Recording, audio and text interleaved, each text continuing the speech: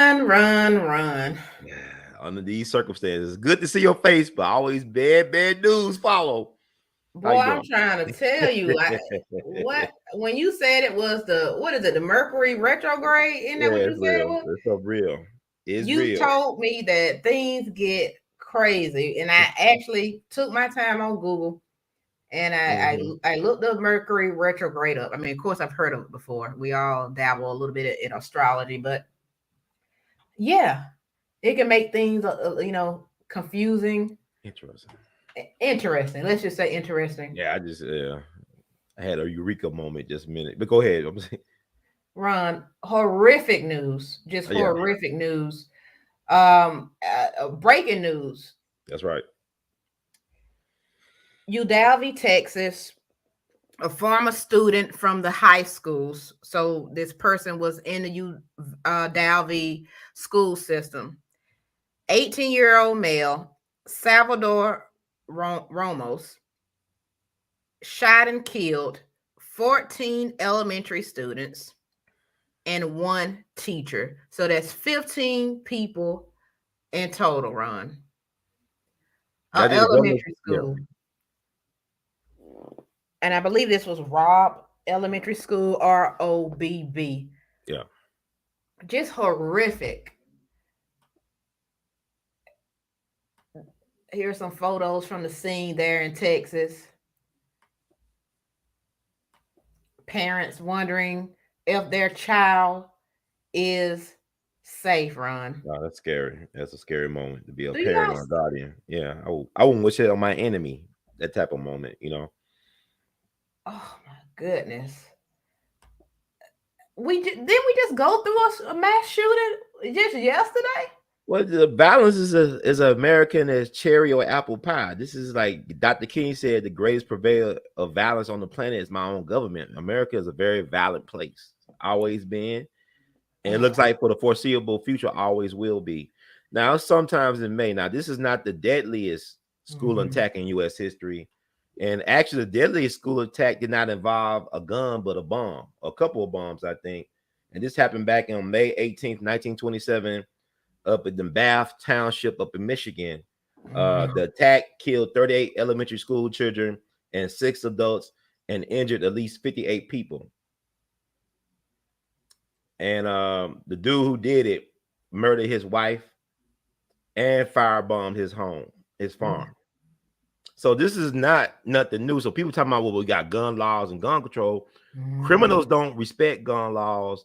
Citizens do. Mhm. And anything could be used to weaponize. You could kill Mhm. anybody with anything. Anyone can become a weapon. Anything can be used as a weapon. So this is not the right argument to make. And this month is Mental Health Awareness Month of all months, right? For this to happen and the Buffalo thing to happen. So it's like we don't understand. Like you go out to eat, you go to a fast food restaurant, you don't know what the person's going through that's fixing your food. Mhm. You don't know their background. You don't know anything about them. You trust a stranger, but you have a mistrust of your own family members. And you know them better than the person making your Mexican pizza. So I don't, this is a weird time to be alive. Everything's high alert.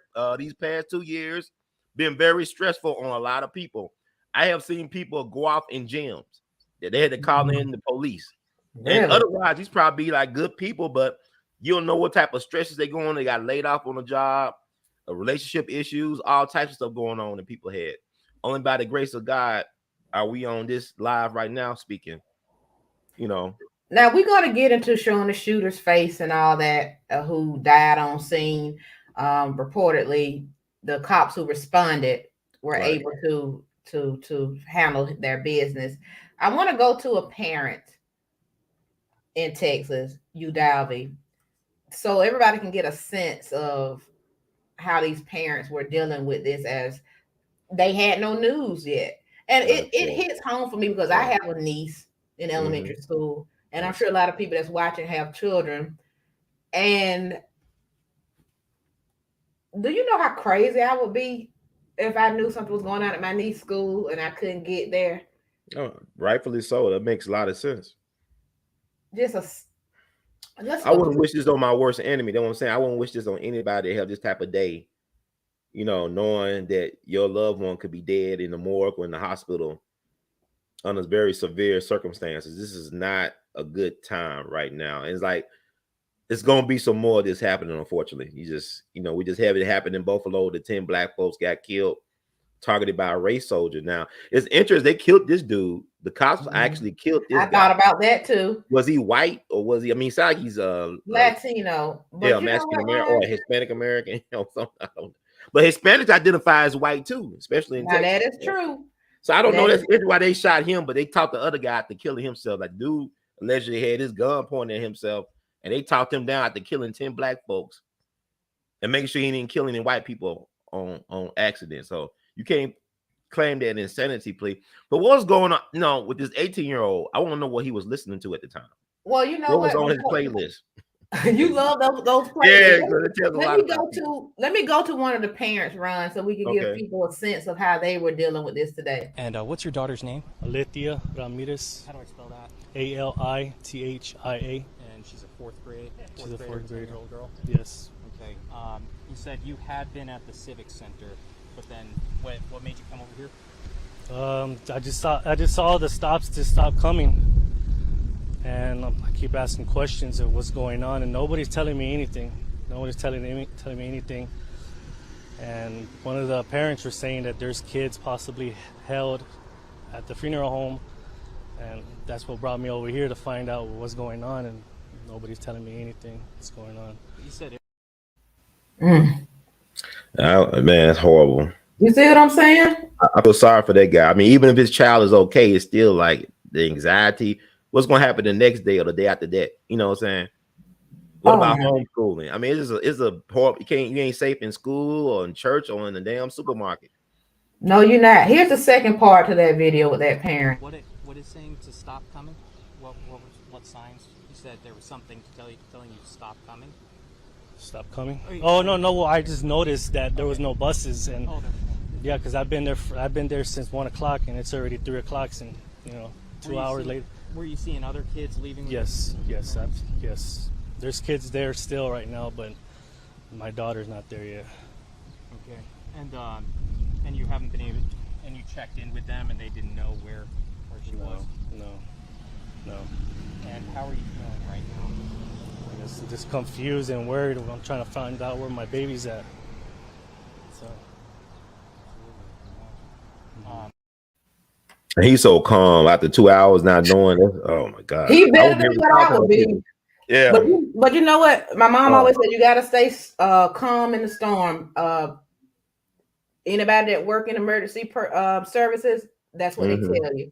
You got to keep a clear head. That's the best way to go. That parent seems to be doing a great job. But let's show you the guy who caused all this havoc. Oh, you got that picture. Oh, okay. Yes, this is him.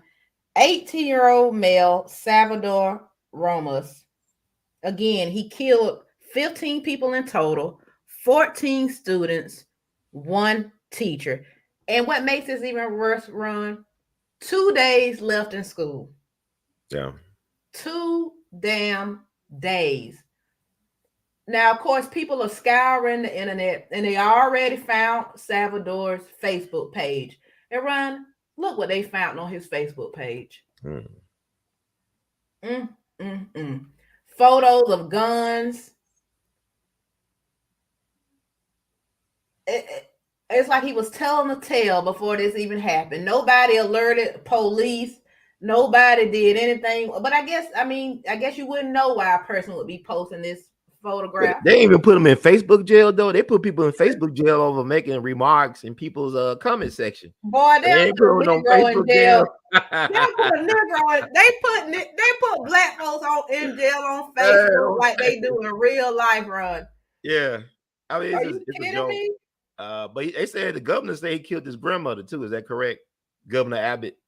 Watch this. It is being reported that the subject shot his grandmother right before he went into the school. And I have no further information about the connection between those 2 shootings. And the subject is reported to be to have been a student at Uvalde High School and is a U.S. citizen. Bottom line is this, however. and that is when parents drop their kids off at school, they have every expectation to know that they're going to be able to pick their child up when that school day ends. And there are families who are in mourning right now, and the state of Texas is in mourning with them for the reality that these parents are not going to be able to pick up their children. Our job is multifold. First, to make sure we address exactly what happened at this crime scene, and then second, to make sure we take that information and do everything that is necessary to ensure that crime scenes like this are not going to be repeated in the future, and that we're going to be able to ensure the safety and security of our schools. I like the way the governor actually put his words together there. He made some great points. President Abbott in 2024. It's election year.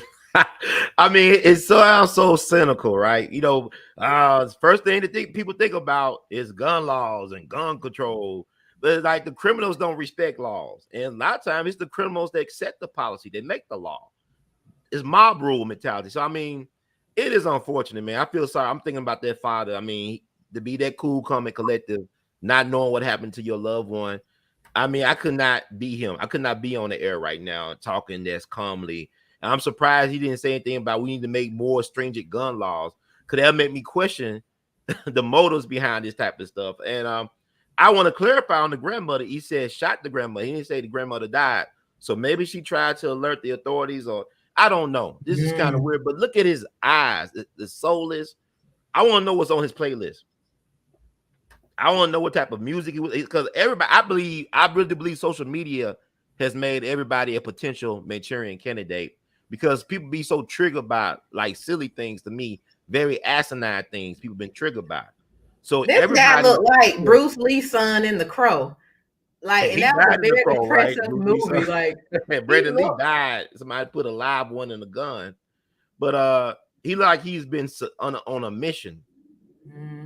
I think he's under mind control. I don't think I know he was under mind. Look at all the shooters. Look at the one from Buffalo. Look at the one at the movie theater in Colorado. Look how their eyes look. Look at Dylan Roof. Demonic. What's in their playlist? Empty eyes. And Ron, oh my God, horrific. I want to go back to Governor Abbott, because that was the end part of the video. Let me play the beginning of when the governor of Texas started to speak to the people there in Uvalde, Texas. First, I want to tell you that what happened in Uvalde is a horrific tragedy that cannot be tolerated in the state of Texas. And there is swift action being taken by local law enforcement as well as the Texas Department of Public Safety. They obviously now know who the shooter was, and the shooter is no longer alive. Let me give you some details, and then I'll give you a summation about that. The shooter was Salvador Romas, an 18-year-old male who resided in Uvalde. It's believed that he abandoned his vehicle and entered into the Robb Elementary School in Uvalde with a handgun, and he may have also had a rifle, but that is not yet confirmed according to my most recent report. He shot and killed horrifically, incomprehensibly, 14 students and killed a teacher.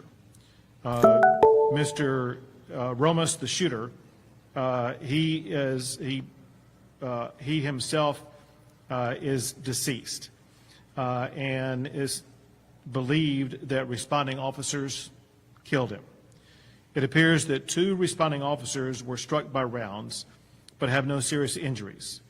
The Uvalde Consolidated Independent School District Police Department is the investigating agency, and we will provide them and the city of Uvalde substantial investigative and patrol assistance. We're in the process of obtaining detailed background information on the subject, his motive, the types of weapons used, the legal authority to possess them, and conduct a comprehensive crime scene investigation and reconstruction, and identify and interview all witnesses and provide victim services and other support as needed. Victor Escalon is the Texas Department of Public Safety South Texas Regional Director. He is on the scene, and everything that can be done will be done. In addition to that, Mm-mm.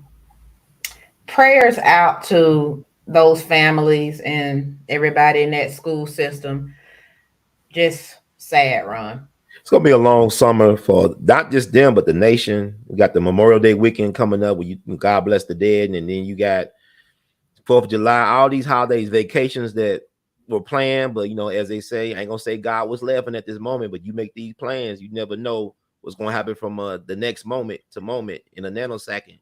Your life can change and get flipped upside down. So thoughts and Yeah. prayers go out to the people, the survivors, and everybody. But just politicians ain't gonna waste a good sacrifice. There's gonna be a lot of interesting things with this gun control. And Texas, you don't mess with Texas because you won't come out alive. The Texas, they'll lay you down. Yeah, They'll there's lay some you good old down. They'll boys shoot out you where there you in can Texas. in Texas. That's right. Now, Yeah. guys, so that was breaking news, but we all know today we have a special guest. He's been on the show twice, Mr. Andrew Wyatt, PR and crisis manager for Bill Cosby. He is about to join the show. Yeah. But Ron, as per usual, we got to hit the intro first.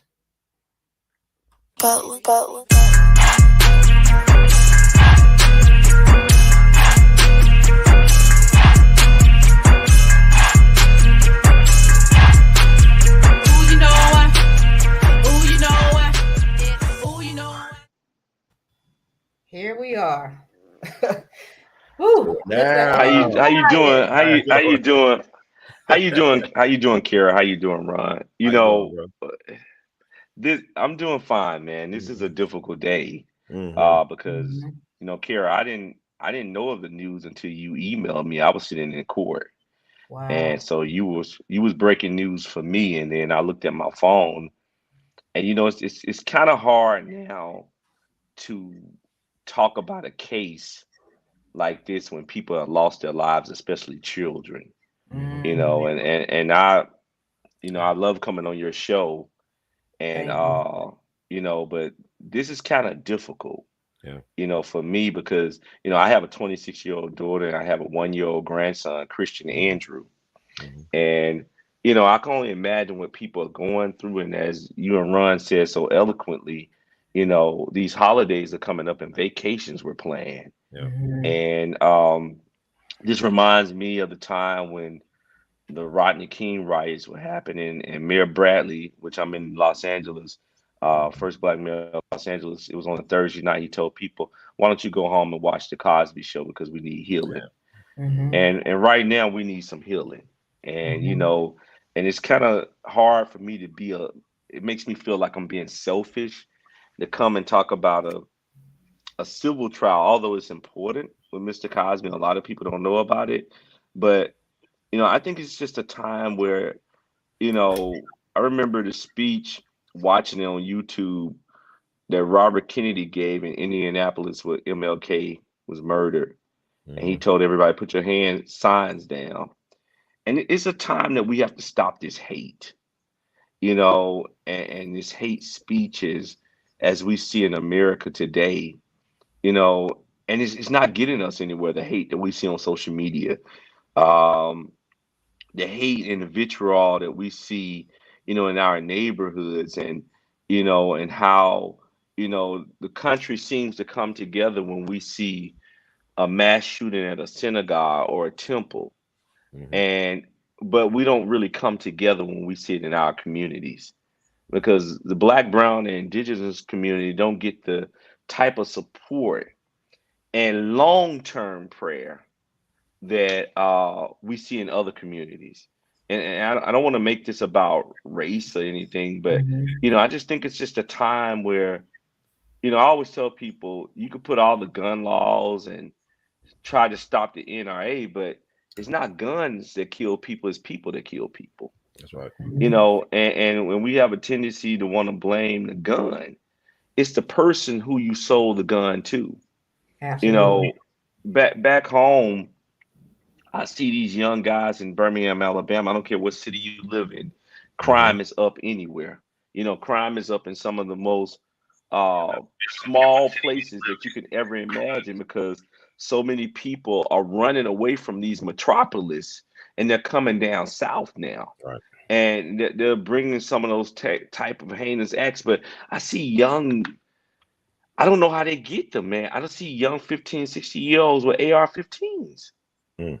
And they're Crazy. posting them up on their, but they're posting them up on their websites and Mhm. social media. And you know, social media should have this platform to say, the minute you start posting that type of ammunition, you're under surveillance. Isn't that the purpose of social media, to have everyone under a watchful eye? Mhm. Um, it's just sad. And Mm. you know, I know we have a lot going on, but look, uh, this is, you know, this is a civil trial where we all have our lives. These Mhm. little children won't get their lives back. These parents would be hunted forever, because of, and you know, I think what we got to do, we got to come together some way, and we got to quit this division. And prayer is so important. But you Mhm. know, like they said, work without faith is nothing. and Mhm. and now we just have to ask, I think we have to ask the creator for, you know, understanding, you know, because that's where we're at right now, trying to gain some form of understanding. So I thank you for having me on the show, but it would be hard for me to really talk about Bill Cosby right now, Mm. I you have to know, be at this honest. moment. Yeah, it did seem kind of, even, me and Ron prepping for the show, and it just kind of took the wind out of my sails. I mean, because Well, you it's know, an look, elementary school. well, it's children, and you know, we all got cousins, nephews. If you don't have your own children, you Hmm. know, or we know children, you know, these are people who went to the elementary school probably bragging about what they're going to do over the summer, Right. you Right. know. Mhm. And Ron put it, he said it when he said that, that hit me like a ton of bricks, because Yeah. you know how we went to school. We couldn't wait until, man, we're gonna go to the Six Flags. We're gonna go somewhere, you know, somewhere that we know our parents didn't have a lot of money, but we were Right. doing something. That's I don't right. care if we were gonna get on our bikes and make a ramp and jump the creek or the ditch. We were gonna do Mhm. something over the summer that we got prepared for. And Yeah. it makes me reflect back to my childhood to say, wow, I remember all of those plans. And kids don't, you know, adults, we could think about unfortunate circumstances, so we're always careful to say, we always say, if it's God's will, I'll be able to do this, you know, if it's the Mhm. Lord's will. But as adults, kids don't think that way. You know, they just think about, I want to have fun. And there's a lot of kids that are not going to have fun right now. So Mhm. I appreciate everyone's support, but this is just, in my opinion, not a time to talk about Bill Cosby. I think it's a time for you guys to get back to your show, and give some reflection and bring some comfort, because the way you guys were talking, I saw people chiming in. I just enjoyed watching it, and bring some comfort to people, and just a little hope, Mhm. just a little hope, a little inspiration. And, you know, these are people who would never get their loved ones back. These are children who had aspirations, and not that they have aspiration, their parents had aspirations for them. Mhm. Mhm. And I think that's what you guys should get back to. You know, we're fine over here. And we're okay over here. We could get media attention at any given day. And Kara, I just appreciate you and Ron for always your support. But I think you guys need to get back to what's most important, and just bringing some answers and healing to this country. Well, and brother Andrew, I agree to disagree with you on that one, because I can remember, as you say all that, that about almost 60 years ago, when we lost our President JFK, there was a Jet magazine that talked about, with the civil rights leaders, you had some of the most prominent thinkers and activists. Should we suspend the movement because JFK lost his life in Dallas? No, he had did a speech the night before Medgar Evers was killed, talking about his commitment to civil rights, JFK, and that happened in June of '63 with Medgar. Then a couple months later, you lost the president, United States, and it's bigger than that. It's like what Dr. John Henry Clark said, who was a research person for brother Malcolm X. You got to bury the man and continue to plan. And black folks been catching hell this country ever since we got here. This weekend also marks the anniversary of the Black Wall Street massacre. So we know what it's like to live in hell in America. We're about celebrating the dream. We're living the Wow, nightmare. hey, You know, so hey, Boy, I I got you to can't, talk better about I the can't Cosby thing look, because look, I can't, you know I we got to can't talk argue about it. with you on that. Well, run you know, on them history facts now. run, look, run.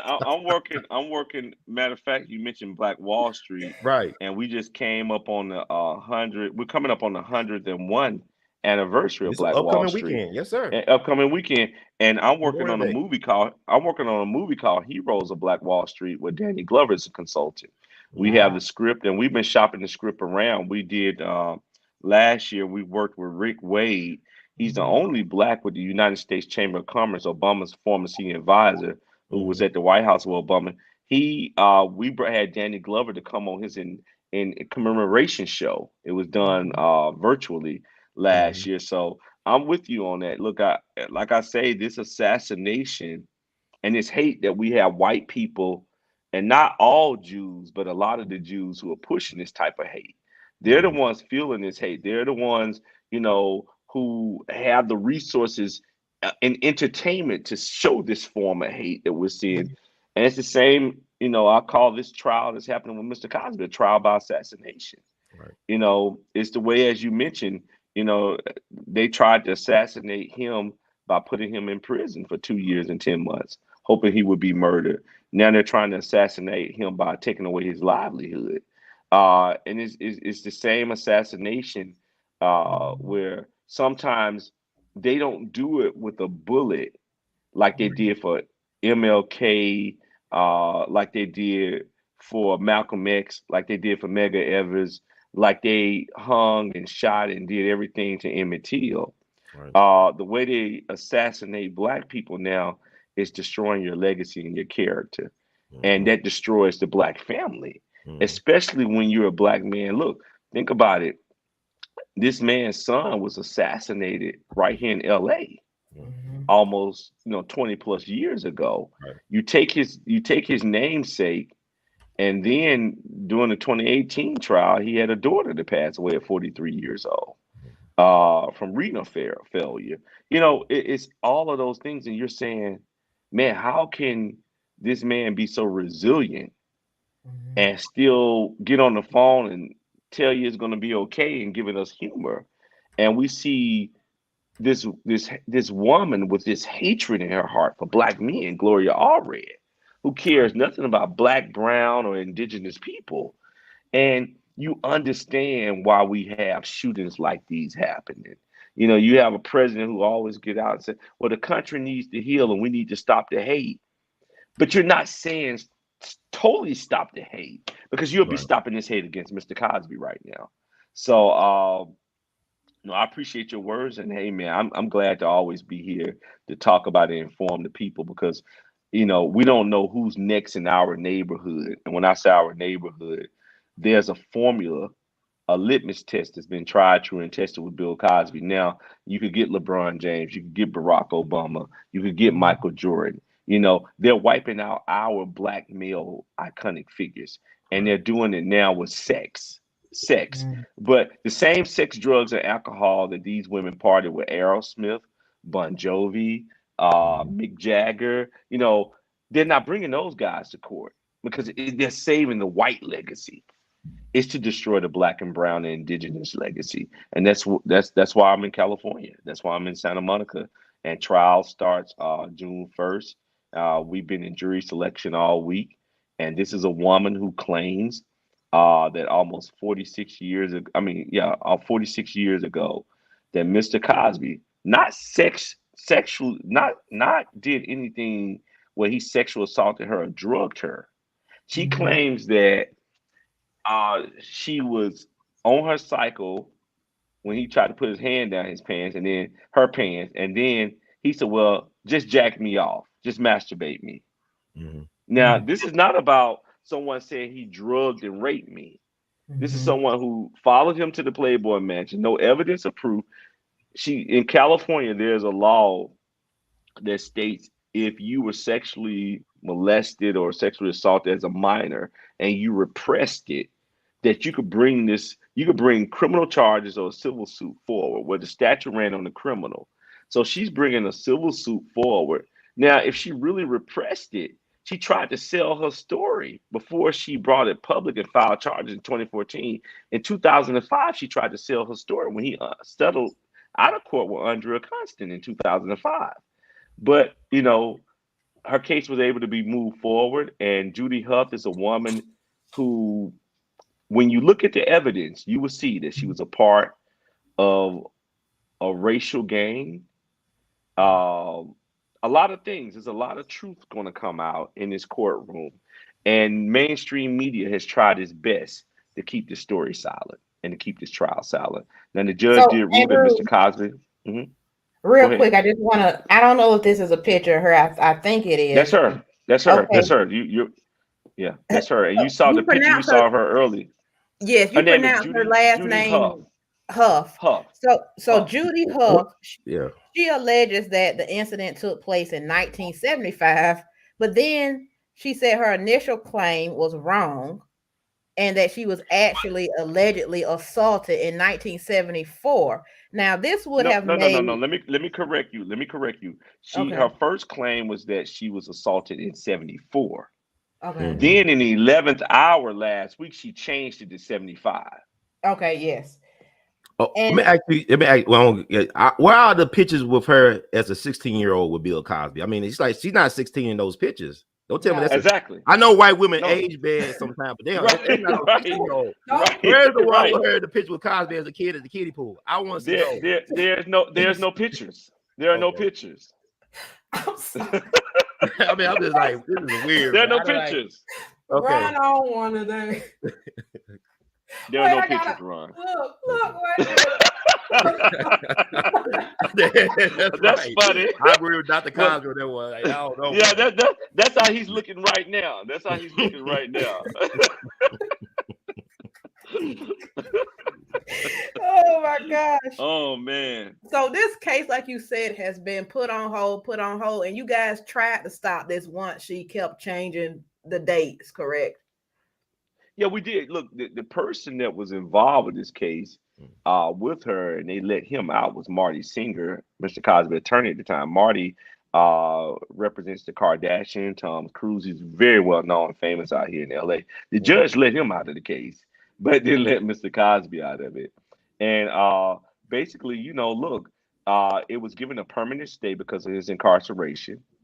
When the incarceration was overturned and he was let out on June 30th of last year, Gloria Allred went back to the Superior Court and asked them to remove the stay, and Judge Carlin removed the stay. And here we are today. We still feel we had arguments today in court. We believe that Mr. Cosby is innocent. We know he wasn't. We know he wasn't even at the Playboy Mansion. The judge reprimanded Playboy's attorney and gave her until tomorrow. She has to come up with a person most knowledgeable to authenticate the Playboy records, because they show that he was not at Playboy. He was shooting Let's Do It Again. And so this woman, like I said, in the 11th hour, and her star witness, which is her best friend, Donald Samuelson, have changed their entire timeline because the dates didn't match up. Nothing matched up with what they had given us. So let me say And this. Go ahead. So she alleged that she met Cosby actually while filming a movie at Lacey Park in San Marino, California. Right. And then she says that she accuses Cosby of sexually assaulting her at the Playboy Mansion when she was 16 or 17. I just want to give people that age again. And Bill would have been 37 years old around that time. Right. Okay. Right. You look, and it don't measure up, and we know that. We have the proof to show it. In my opinion, it should have been thrown out. When we filed a motion to sanction because he changed her story in the 11th hour last week, the judge should have thrown it out. Of course, he did not. They're going to be, we through jury selection. Jury selection has been very interesting because the jurors, I tell everybody, have been somewhat honest about their feelings about the case. And a lot of them excused themselves from the case. Some said, "Look, I've never seen more young men and women who have been molested as children who said that I can't sit through a case like this." So we have right now maybe 120 jurors to strike. We will start striking them tomorrow, and we will probably have a jury, ready to be seated by Thursday. Court, a matter of fact, court is closed because of Memorial Day weekend. Right. And we will start trial on June 1st. Look, Mr. Cosby has maintained his innocence. He doesn't know anything about this. But the beauty of it is that he doesn't have to be at this trial. In a civil case, the defendant does not have to be there. The burden of proof is on the plaintiff. And look, he's blind, and getting him out here to LA when the COVID numbers are going back up out here.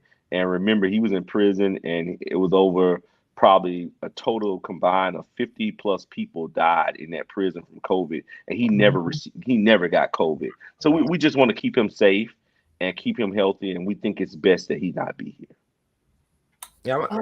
Yeah, but Gloria Allred, she's like a Jewish gangster from Philadelphia. She does things that will make Myra Lansing and Buzzy Siegel blush. But I mean, she's the extortion artist. Right. I mean, she got no trial lawyer experience. It's all about blackmailing people. It sounds like her whole career's on that's what. Look, let me tell you this. Allegedly. No, alleged. But let me tell you this though, Ron. You hit the nail on the head. Do you know she's not trying this case at all? She's not a trial lawyer, right? She never tried a case. She's not. She just sits. All she does is sits in the courtroom at the plaintiff table. The people trying this case is her partner Nathan Goldberg and John West. Gloria doesn't even know how to object. She's never tried a case. She forces people to settle because she ruins you in the media. She ruins your career. And that's why Shaquille O'Neal settled with her, Tiger Woods, and so many other black men, because they want to keep their careers. We're not going to settle. We're not going to settle this. And Mr. and Mrs. Cosby said, I'm not giving them one red cent.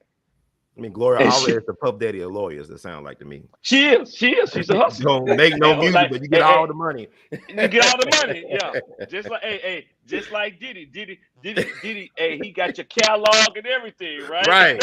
Biggie dead, Pac dead, Craig Mack dead. Right. People turn to Allah and Jesus, going to prison, turn themselves in for cold case murders, get away from Diddy. But I want to show y'all something, because when I was going through social media, most people just felt like this accusation was totally ridiculous. Okay. This is an old comment by somebody, but I just want to bring it up because they hit the nail on the head. They say, if there's grass on the field, play ball. And I just feel like when it comes to Mr. Cosby, whatever side you're on, this has gotten to a point where it's just like, come on, man.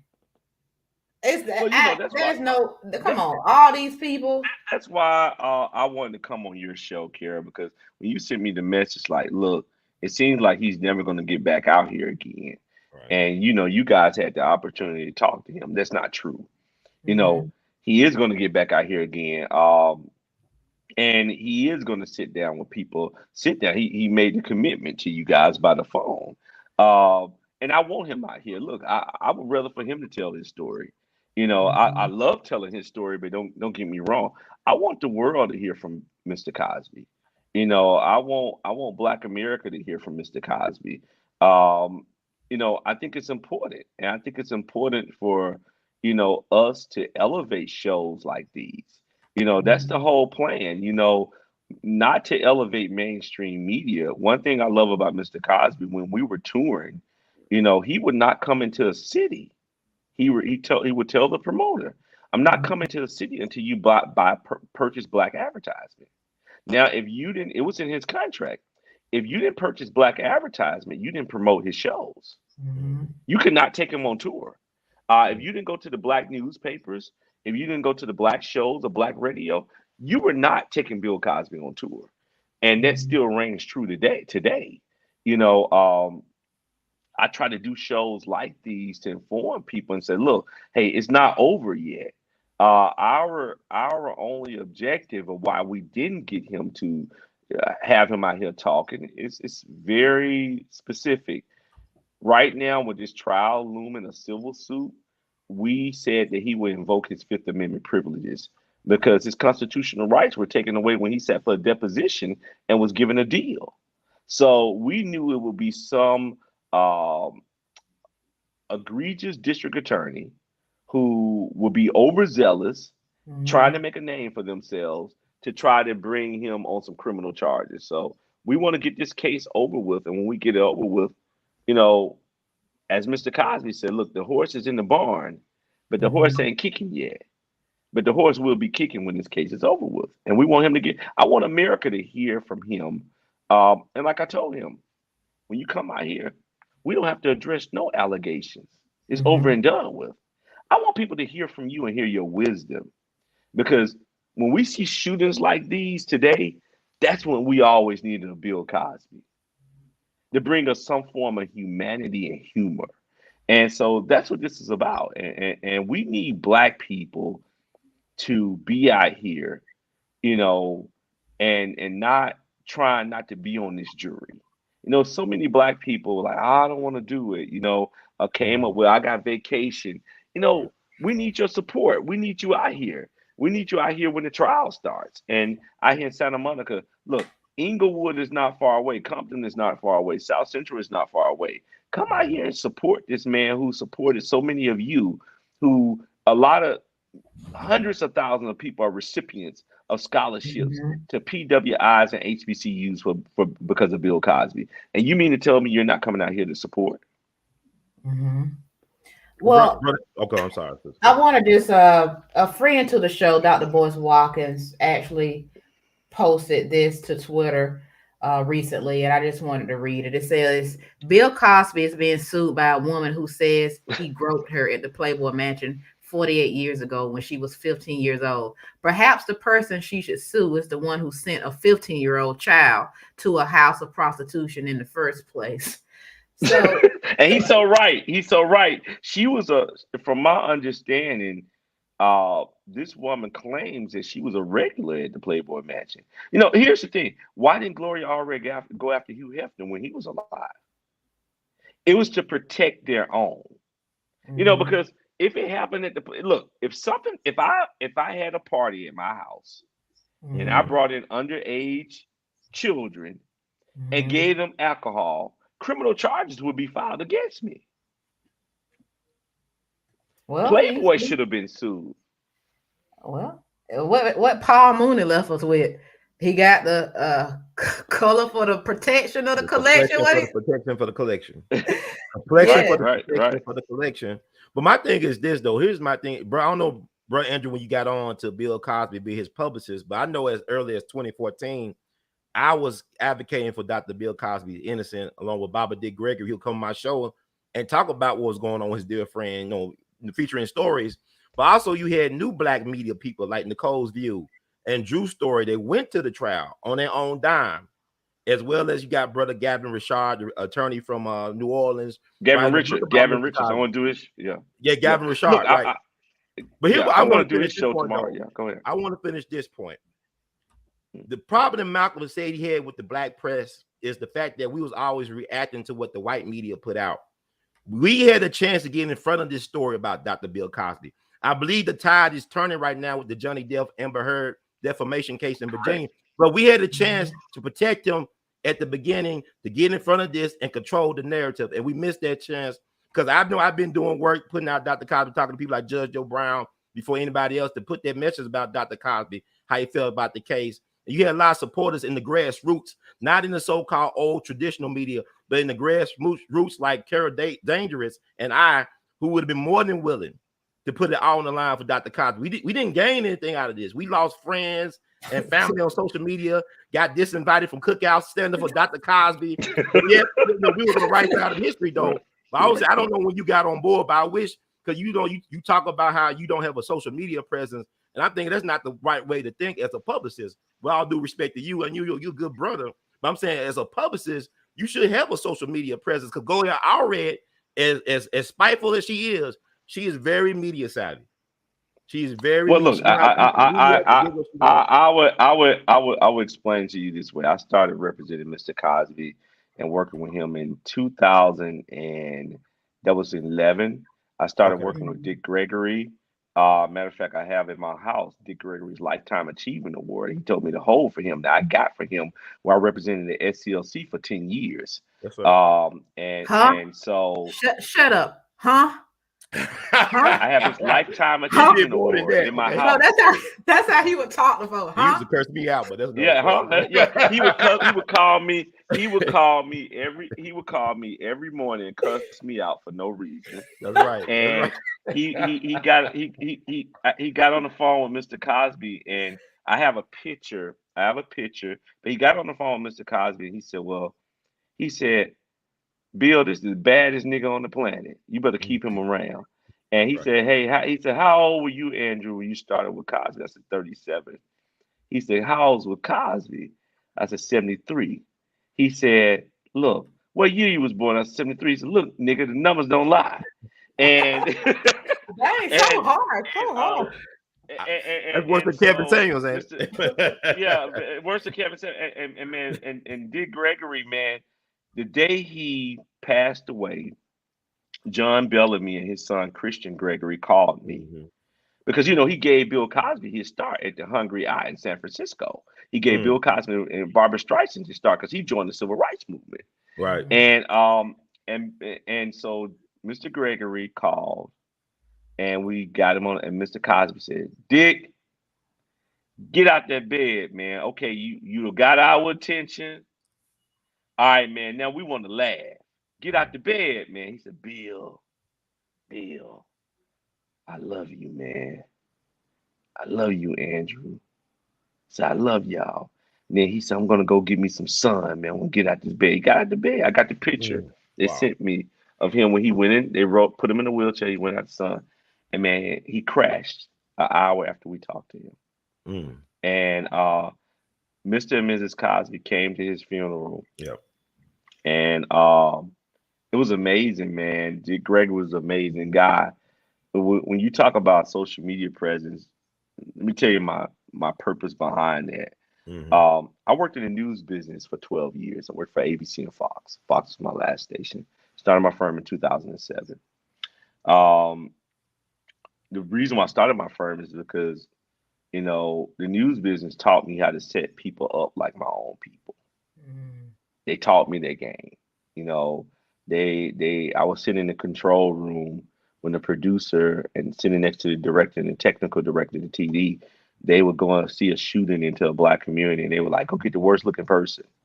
Shooting in the white community, they were like, "No, don't go talk to nobody because my family live in that community." Or a school shooting, my kid go to that school. So I started seeing the effects of social media taking black people away from current events of the day. And I felt that I could be more valuable to the clients I represent and the people and the work that I'm doing right now without being sidetracked on trying to keep up with my own posts and trying to be engaging, because I need to be focused and primarily focused on being engaged and just fighting this good fight. Uh, I went to a school, Miles College. It was a school where King used to have his meetings at the bottom of the LRC. It's a school where the select and buying campaign was started by Judge U.W. Clemens, who became a federal judge and appointed by Jimmy Carter. He was the SGA president, Miles. Okay. And Donald and Frank, a guy by the name of Frank Dukes, who's still a CME pastor today. Miles is a CME school. And most of my professors were civil rights leaders. Fred Shuttlesworth, who the Birmingham airport is named after, Reverend Shuttlesworth, who was an outlaw in the civil rights movement. I got to shake his hand, man, and touch his head and feel the lumps inside on his head where he was beat. And one thing that these guys, man, always taught me. They was like, "Look, I need you to stay steady on the case." And sometimes you can't stay steady on the case when you're sidetracked by a website and trying to be popular yourself, because it's never about me. The moment I make it about me, I don't want to do it no more. I don't want it about me. I understand what people say. Well, you don't have a presence and you don't have this. Look, you could Google me. I'm out here every day. I helped the R. Kelly team from behind the scenes for 5 years. That's how Jennifer Bungine, our attorney on this civil matter, that's how she got the case. And I was helping them from behind the story, behind just because I've always been a behind the scenes guy. I So are never you wanted to trying to be say out that you front. don't necessarily need to be out there on social media because you're handling business behind the scenes? I think Ron's concern was that maybe that could have been a wider scope of. I mean, you're a publicist. I No, understand no, what you're saying, but you in the media business, yeah, you're supposed to be able to get in front of the story and yeah. I hear control what I hear. where they're going with I the hear what story. Yeah, I hear what you're I know saying. what you're I hear saying, what but you're you're a saying, but publicist guy, I hear what you say. Well, I'm publicist, crisis manager. I do it all. But right? I hear what you're saying. But it's the way Kara found me, Mhm. and I'm responsive to everybody. Um, at that time, when that happened, I was in D.C. with Mr. Cosby. We had put the art collection on loan, and Mhm. Mr. Cosby's publicist, who was with him, David Brokaw, who had been with him for 40 years. Mhm. David's father, Norman Brokaw, was the chairman and founder of William Morris. Mhm. He's the one that got Cosby the Cosby Show. He was Cosby's agent. Okay. Mhm. Well, Norman gets sick. Norman gets sick. Nobody would have touched Cosby if Norman hadn't got sick. And let me go backwards. Let me go backwards and tell you Mhm. why we know and this is happening to Bill Cosby. Yeah. Mhm. So in 2005, Bill Cosby, he settles out with Andrea Constant. Michelle Obama and Barack Obama will call him every day and ask for him to publicly endorse them. Mr. Cosby told Barack, I can't do it. I Mhm. can't do it because I just settled with this woman. I don't want to bring any heat to you. Right. Barack said, look, we got a machine. We got a machine. You'll be okay. Cosby said, look, I want to protect you. I know I know what you're saying.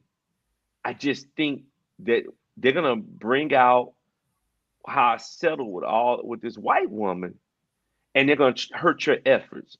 So Michelle Obama used to call the house. People like Oprah had stayed at that Massachusetts house. Oprah and Stedman stayed there. Johnny Cochran forgot who he was in their gazebo at that Massachusetts house. Cicely Tyson and Miles Davis got married at that Massachusetts property. Um, And so Cosby was giving him a lot of wisdom. Well, then fast forward, Cosby decides because Norman gets sick. They knew Mhm. he didn't have the protection because Norman Brokaw is the icon, controls everything, Mhm. and they knew Cosby didn't have the protection. Norman gets sick. Mhm. Then it's 2014, summer 2014. Mr. Cosby calls me up. He said, "Look, man, um, I can't get in touch with David. David ain't taking my calls." Mhm. And I said, what do you mean? He's in Maine touring. He's about to do a comedy show. He said, can you look online and see is anybody trying to talk about me and women? I looked and it was this Newsweek article done by this Gawker Mhm. trying to bring up Bill Cosby, R. Kelly, Roman Polanski, and Woody Allen. I Mhm. said, man, he said, okay, tell me honestly, Andrew, do you think it's going to stick? I said, nah, nobody's going to buy into it. No one's going to buy into it. So we fast forward to they're going to do the only way you got to see this African American art collection, you had to be invited to the houses. That's the only way. So they decided to give the Smithsonian millions of dollars Mhm. and put the collection on loan for 2 years. So I had Cosby. I set up my interviews. I set up for Cosby that day was Roland Martin and Gwen Ifill. Mhm. Two interviews I set up. After I finished, I go back to the hotel. Cosby, he said, "Look, it was two books on education that he signed. One to Barack Obama and Michelle Obama. He said, I need you to call the White House and get them these books." I said, "Okay, fine." So I called the White House. They accept my call. I'm trying to get them these books. Mm-hmm. Everybody stood me up. They had me going from this corner, me going to this location. For some reason, people were standing me up. I get back to my hotel, and I'm standing at the Lowe's in DC downtown, and all of a sudden the allegations hit. Mm-hmm. All because David purposely, in my mind, left Mr. Cosby unattended, and this AP reporter got to put him on the spot with his wife sitting next to him. He said, "Hey, if you have any integrity, I would appreciate if you destroy this tape." I remember that like By that, yesterday. Yeah. okay, so by that time, this is a planned effort. I'm just Mhm. painting the picture for you. It's a planned effort. By that time, I'm going to connect the dots. One, remember 2005, the Obamas, whole Yeah. deal. Mm-hmm. So by that time, before all of that happened, Mr. Cosby was touring like crazy Mhm. in a different. He was doing almost at least 8 cities a week at his age, 8 to 10 Wow. cities, sell out shows. Mm-hmm. Mhm. William Morris tells him, "You're too old now for us to shop a show." We had a new TV show coming out February 2015. Diane Carroll was going to play his wife. He was going to have Mhm. one kid left in the house. Well, Cosby gets upset with William Morris, had been with them for almost 50 plus years. He Mhm. leaves and goes to CAA. Guess who purchases William Morris? Ari Emanuel, whose Mhm. brother is Rahm Emanuel, the chief of staff to Obama, and Dr. Emanuel, who creates Obamacare. They're pissed with Cosby because he got a new TV show coming out. He saved William Morris from bankruptcy 7 years, almost 7 years, as well as NBC a number of times. So Mm. Well, let me these ask you this Jews get though. together. I know you. I know you've told the story, and we can hear it again. And I love it. But like somebody in the comments said, and I want to go to this comment really quick if I can find it. And Mr. Cosby, obviously, I want to show this picture as well. Unscathed Hugh Hefner with what he loved with two women. Okay. Right. Now, the person's comment says, I think it's time for Bill Cosby to shine some light on the powers that be. Now, Bill Cosby is at the latter years of his life. I wouldn't say here that he will do that because, they'll come after you even more. But,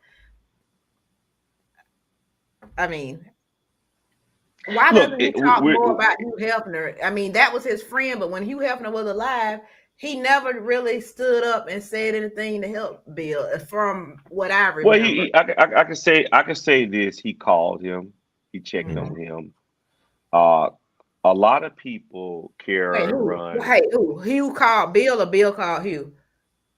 Hugh Hefner called him and checked on him Okay. Okay, gotcha. several times, and there's a lot of stuff that we were not able to talk about because Mr. Cosby's thing is he wants to protect everyone. Mhm. The same thing when he told cast members on the show not to come out and support him. He said because you got to live and you got to eat, and I know they could come and take your show away and attack your career, and he knew this was a mafia, a Jewish mafia hit on him. He knew that. We talked about it all the time. I remember when Jill Scott came out and supported him, and they started canceling her tours. I had to call Jill myself and say, "Hey, you got to denounce him." Same with Whoopi Goldberg when they were going to take her off the View. Um, Mr. Cosby has always been this guy who wants to protect other people Mhm. and throw himself in the fire. That's not always good. Okay, that's not always good. But he will always tell people who called him. I had a beautiful call with Sidney Poitier's wife and Mhm. him earlier this year, and he said, "Can you get in touch with Joanne and just let her know that I miss Sidney and I love him and he means the world to me." And I sent her a text message and she texted me right back, "I would love to say hello to Bill." And then while on the call, you learn something new every day when you talk on a phone call with him and people. I bet. And I learned that with Quincy John, with Joanne Portier, she was a Canadian actress and an artist, and she said, "Bill, remember I walked up to you at the party and I said, introduce me to Sydney." She said, "You know what? We consummated the relationship that night, and we've been together ever since then." And Quincy Jones and him talked 3 months ago, and they wrote a lot of music together, Mhm. and they call each other Barefoot Brown, and stuff like that. And uh, But you know, Mr. Wyatt, it, I it like a comment just said that a lot of those people have gone on, but I just feel like, and I actually contacted somebody else who was being talked about in media recently because I know the person, and I'm just like, do you want to make a statement? It's hard when you're saying you're innocent to just sit by and watch people keep slandering and putting your name under the mud. And I mean, I can't imagine how angry a person would be when you've done all these things and you've been good to people and whatnot, and when you tell the story about all the people he's helped, and he not, is it more of just waiting to the right time to speak more than it is he won't ever? I know you said you didn't really feel like he needed to address it, but I think it's going to be hard for him to make any public appearances without him at least addressing it once. I think he will in his Mm. own way. Okay. Uh, but it's difficult when this system, and now this is a new system they have put in place.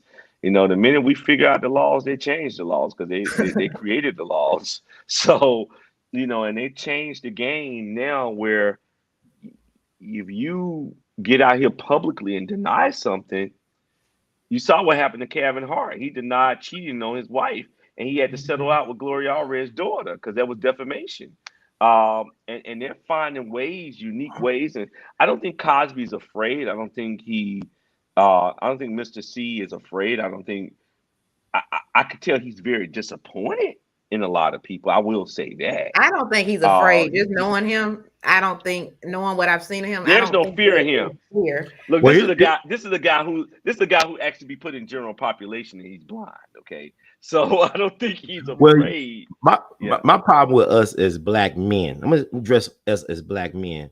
We're a bunch of damn cowards. And with all due respect to Dr. Cosby and you and me, we're a bunch of damn cowards because we'll fight for everybody's liberation and freedoms and right to bullshit us, except for our own right to be men. We Oh, yeah. refuse to lay down our lives for ourselves. You talk about Black Wall Street, the most prominent person that was killed during the Black Wall Street genocide was Dr. Alvin Jackson from Memphis, Tennessee, one of the most prominent surgeons in the country. The Mayo brothers, who founded the Mayo Clinic, say he was the best black surgeon in the country. He helped save the lives of black and white folk. He lived in a mixed neighborhood next to a former judge and police chief, and them crackers shot him down like a dog. And the chief said, "No, this is a very prominent citizen. Don't do him like that." And they still shot him down like a stray dog. Well, you left a, you, you, And let you me left a finish, let me significant finish, part. like, we Go keep ahead. on saying that we love Malcolm X, but we don't raise our sons and grandsons and nephews to be like Malcolm when he stood for black people, when he was cut down in front of his family. So we have the nerve to come out. When's the right? There's no right time to be a man. There's no right time to die. You got to stand on something. Don't stand for nothing. What's the point of having all this shit? And you can't wipe your own I ass agree. and take it. I mean, with all due Right. respect, I what's the agree. point of I agree. accumulating this bullshit when you know the mob play by their rules? Look at Clarence Avant. He was made by the Jewish mob. Look what happened to him this past December. He was made by Joe Glacier, who was the manager of Louis Armstrong, who got Billie Holiday attacked by the damn federal government. What's the point of having this shiny shit if we can't enjoy it and live as full right and upright and straight backbone man and human beings? That's my problem with this whole thing. There's no strong black men in the media. You're right. Cosby was the Well, last you're right. one, and he was a character. You're right. He was an actor. And because you Well, gotta you're right. understand, Mr. Wyatt, we Everything. love Bill Cosby and what they did to his legacy, and I'm It's not even bullshit. talking about innocence or guilt. It's just like he meant a lot, and I mean, I don't know if he really even understand that what his name I think he. means to I think. I think people. I think he understands. Look, I tell everybody in this fight. When I got in this fight, I lost every client I had. But I lost every client I had, okay? Mhm. But the same thing with Ron said, shit, I ain't gonna let nobody wipe my ass, okay? I'm just saying, Right. I'm saying I ain't going to goddamn corner. I ain't Excuse my mad at language. you, I Andrew. didn't go I'm to not mad at I you didn't either. Yeah. I didn't go in the goddamn corner and sit in the corner and cry like a baby and say where my next meal gonna come from, okay? I didn't care going out here attacking these people. Say, well, you can't do this. No, I don't care because see, they didn't give it to me. I know who I am. Mhm. I know my history. I know the history that Torah that the Jews stole from us. That's our history. That's right. Okay. I understand who I am as a black man. I understand that sometimes we have to turn into Moses and they still ain't going to believe us, okay, that they was delivered from the promised land. And they still didn't believe God after they look. I understand that the commandments wasn't given to us to be a suggestion. So, and I also understand that you have to be a warrior like David and take what belongs to you. I get all of that. And so that's why I get on the front lines. I take the hit. I take the bullet for the client. I don't know who my enemies are, nor do I care because I didn't get into this situation to be liked, to be loved. I didn't get in this situation for somebody to feed me.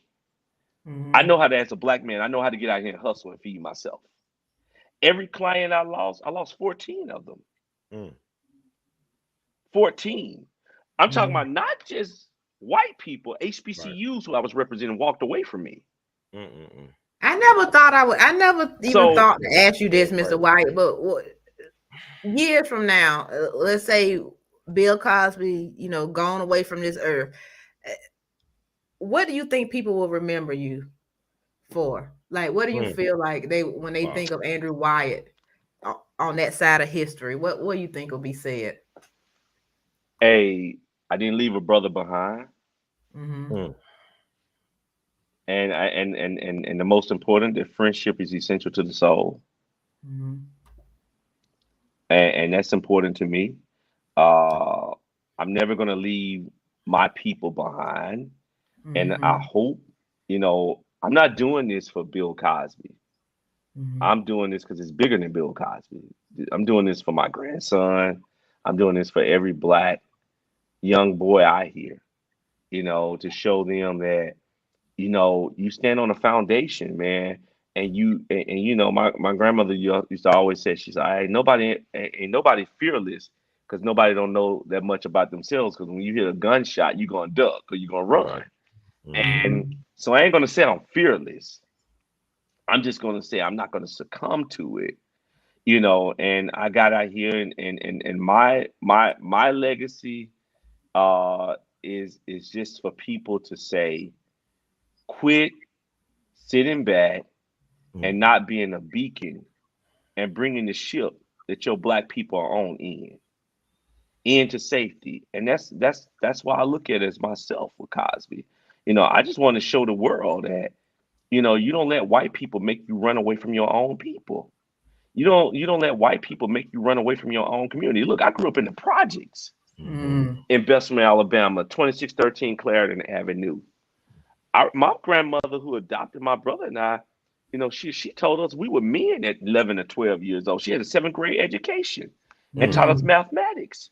Wow. She took her last breath in my arms at 15, her last breath. And she just told me, I want you to be a good person and a good citizen. We called her Bay. Her name is Willie Dale Wyatt. My mom and dad came around every day, but my grandparents, who I'm named after my granddad, they wanted to keep the family name going, the Wyatt name going. So they asked my mom and dad, could they adopted us? Look, I got to go to college for free because they adopted us. I didn't have a tuition. My mom was director of admission at Miles College, so I got paid to go to college because I went to All school right. for free.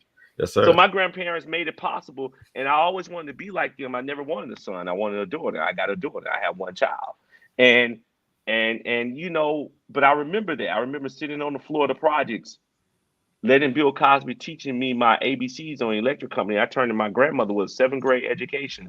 I said, I want to do that one day, and she said, "Boy, shut your mouth."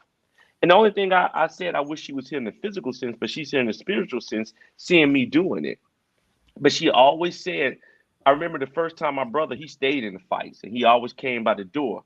We 11 months and 24 days apart. So on August 3rd, when I turn 49, we'll be the same age to his birthday, August 27th. He'll come by the schoolroom door and he'll say, "Hey man, we got to run home today, man," because he always kept us some damn trouble. Okay, he got us into something. And I was like, man, I got to run home again, and I left him.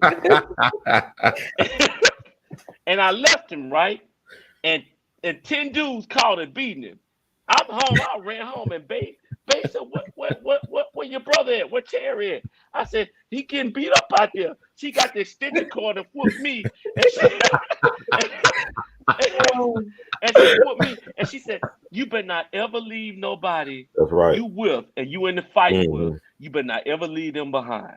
So I can't leave Bill Cosby behind. It's the same thing that I'm not going to leave Ron and Kera behind. You know, I'm not going to leave Boyce Watkins behind. I'm not going to leave Tariq behind. Look, I know where my people live. I worked in this business. See, when you worked for Rupert Murdoch and you worked for ABC that owns this, I know this business. I don't need, and Ron is right. Maybe I should have had a social media page. But see, I don't need the white person to anchor me on that level. I got you guys for that. That's what you do. Andrew Wyatt, we love Bill Cosby so much. We'll fight you about him. We want you to know how much That's right. I'm saying was because some people have changed sides, but how much he was so he always will be. He always will be loved. You know, this guy be 85 this year, and he has no health issues. He's just blind. I'm telling you, he's sharp as a tack. You get on the phone with him right now, and look, I had him on the phone with Tariq. They talked for 30 minutes. You did, because when I tried to get in touch with Tariq, he kept playing around. So you know what? We don't do it's Bill Cosby. But I had him on the, but you know, I'm talking about and the same thing when you Kera and Run. I called you up as soon as the show was over, and I wanted you to hear from him yourself. That's Mr. Himself. That's why he did an album called Himself. That's right. I would love for you guys to, like I said, if you guys and Tariq and a host of others, Boyce, he talked to Boyce Watkins. You know, I make sure he's available to spread his wisdom around. And I told him, I said, look, man, let's schedule a call with these people, these great people I met with, and just talk to them. They're not going to betray you and hurt you or put you out there and record you when they know it's going to get you in trouble. That's why he got on the phone with you guys. I said, look, I don't have to meet you because energy is transferable from wherever you at. And I know good people, but I'm never not going to uplift my own. I'm not racist, but I care about my people. I got to care about my people first before I could care about anybody else. I want to go. And so go ahead. Yep. That's why I'm here. That's why I'm here, and that's my legacy, man. And like I say, I told my daughter on my epitaph when I leave here, hey, just put on there, I'm finally sleeping, so leave me the hell alone. And that's all I wanted to be said. You know, I'm finally sleeping, so leave me the hell alone, because I get called at 2 a.m. in the morning, and I go to bed every morning at 1 o'clock and get up at 5 and hit the gym. I do 5 hours. That's my everyday plan. But I want to, that's my legacy. When she put it on there on that epitaph, my dad is finally sleeping. Just leave him the hell alone, because I've done my job. Finally, leave him alone. Yeah, all right. I want to ask you, I got a couple of audience questions to ask you. Then I have another big topic I want to bring up while I have you here, because you've been on the show twice and I didn't get to it. But I'm gonna go ahead and ask you a question right here by Mocha Girl, and maybe that's pronounced wrong, but I'm gonna go with that. It says, I hope Cosby is writing or documenting the real story. Ask Andrew if his team is working on a documentary or book of the truth. Well, I'm working on Mr. Cosby. I didn't want to do it. He's been pushing me for the five years to write a book, so I'm writing it now. And we're working on a documentary. Look, I have all of the video footage that when I got him out of prison, I recorded the whole thing, our entire conversation and everything. So we're working on all of that stuff. He's busy. He's working. You know, he's put down a lot of things in writing. We memorialize them on tape for him. That we record him on show ideas and concepts and those things. So working on a lot of good things for him. Excellent. Okay, another fan question from my Instagram is from Castle in Disguise. Question for Mr. Wyatt. When should fans and supporters expect the 5-part Cosby docuseries by Michelle Major to air? I don't think I heard you answer that. Well, no, I signed a deal. Mrs. Cosby gave me limited power attorney 4 years ago. I signed a deal with Michelle, and look, we had to get past this trial. We're saying stuff like he can't, he's going to invoke his Fifth Amendment privileges. Well, we can't have him out talking, and we got this trial, and we said, well, hey, he can't sit for a second deposition. So it's a lot of legal stuff, but the deal has already been signed by Michelle. And Michelle did the Venus and Serena documentary, her and Mike and Beard. And, look, I wanted a black woman. I wanted somebody black. She was just the first person courting me at that time. And really, what she did, and I tell you what I really liked about Michelle, what made me go with her. She did a solid, something that I couldn't believe she did. All of Cosby's daughters, Michelle, I met her for the first time, maybe I'll say 6, 7 years ago. I'll say it was about 2015. I met Michelle, and she said, we need to do something where his daughters can talk about him on recording. And so I got all of the daughters to record a special statement about their father. And Insa, who was alive, did it. And Michelle said, give it to me. Now, I had only known her for a week. She said, get it to me. I'll sign a contract. She used to be Diane Sawyer's executive producer. She said, if I can't shop it around and get somebody to play it, I'll give it back to you. I won't exploit it. I won't use it to make money off. She couldn't get no one to play it. She shopped it around for 3 weeks. And she gave me all of the recordings back and the contract she signed, and I was the one that put it out there. And I was like, well, that's pretty honest, because a lot of people were not being honest when it came to Mr. Cosby, because everybody was trying to use him to make a name for themselves. And she did that, and she kept her word. So, I convinced Mr. and Mrs. Cosby, and Mrs. Cosby said, well, I'm going to give you limited power attorney, Mr. Wyatt, to where this documentary will go in your name, and you will have the power to, do what you need to do with it. So that's where we're at. One more question from the audience, and I'm going to move on to the next topic. But it says from Phenom 189, hello to you and Mr. and Mrs. Cosby. My question for Mr. Wyatt is, how is Mr. Cosby doing, and how has the almost year been being released been in reflection? Special thanks to you, Mr. Wyatt, for the continuing work and help in getting the facts out while humanizing. Well, thank you. Well, look, when I got him to Mrs. Cosby, I put him in his SUV and had some guys to drive him to the New York property. And, she had doctors at the house waiting for him, psychiatrists there. She had an acupuncturist there. She had an Epsom salt bath waiting for him. And and she when he got there, he was like 187 pounds. You can see how small. When he went into prison, he was 220 pounds and lost a lot of weight. And his birthday was around the corner. And she said, look, Billy, she calls him Billy. She said, Billy, I'm going to give you a food transfusion. And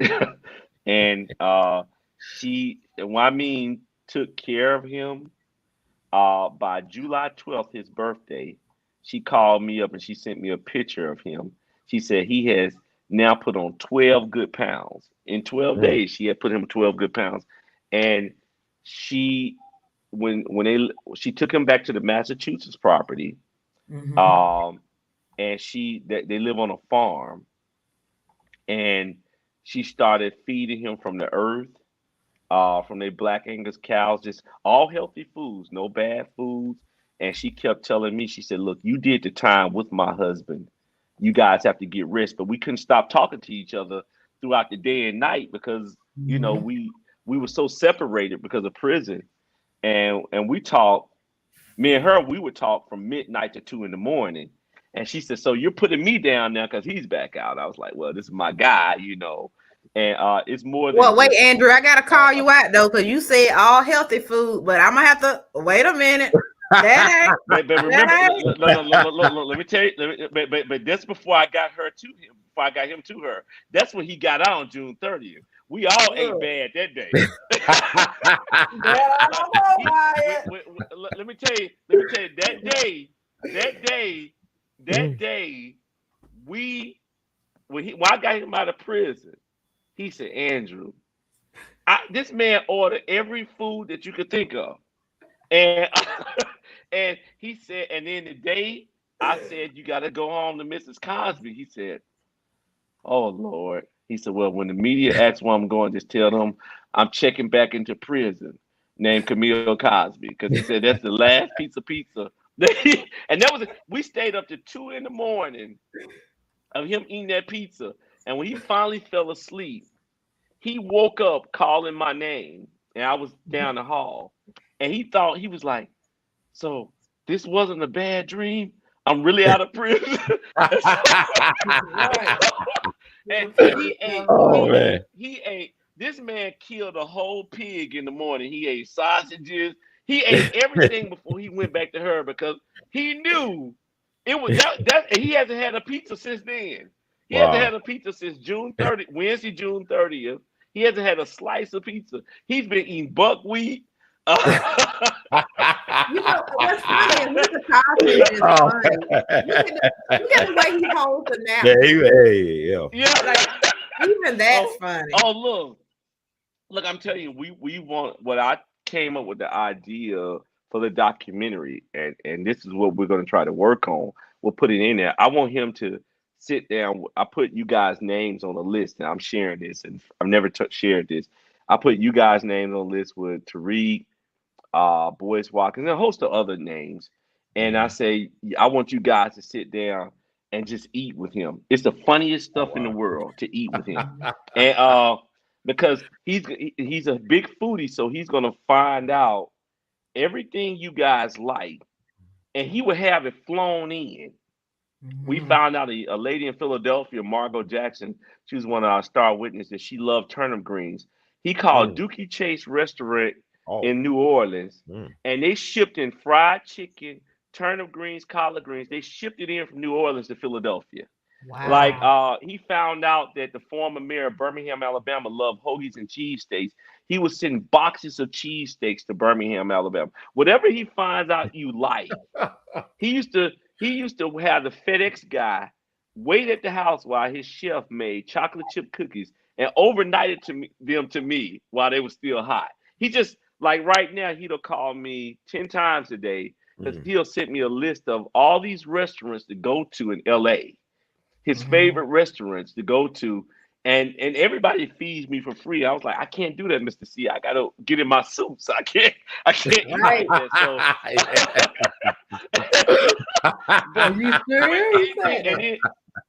But then when you eat, Kara, I'm telling you, especially women, when you eat the food, he's gonna call you and he's gonna like, okay, talk to me because he can't have it now. And he's like, tell me about it. And then he's gonna ask you about it. He's like, no, he's gonna say stuff like, take it slow, Kara. Take it slow. I really want to taste it as you're talking about the food. Because Mrs. Cosby has cut him off.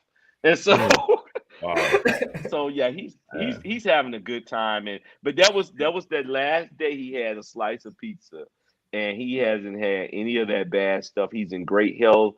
Look, Mrs. Cosby got his teeth all white. She don't right. Like, look, look, he's a new guy now, and he cannot get anything. He has to take his all his vitamins, his supplements. He gets acupuncture and massages 3 times a day. Wow. She was like, this is my Billy. And she said, they just January 25th, they celebrated 57 years of marriage. Wow. And on March 20th, she turned 77 years old. And he turns 85 on July 12th. And man, it's like a love affair that's never stopped I asked her last week. I said we started talking about these women, Mhm. and she said, "Let me tell you something." She said, "Let me be honest with you, Mr. White." She said, "See, these women don't know me. They thought they knew me. They thought that I was gonna leave my husband." She said, "But let me tell you how Hollywood works." She said, "That's nothing uncommon." She said, "They throw women at you in Hollywood. It wasn't like I didn't know what my husband was doing."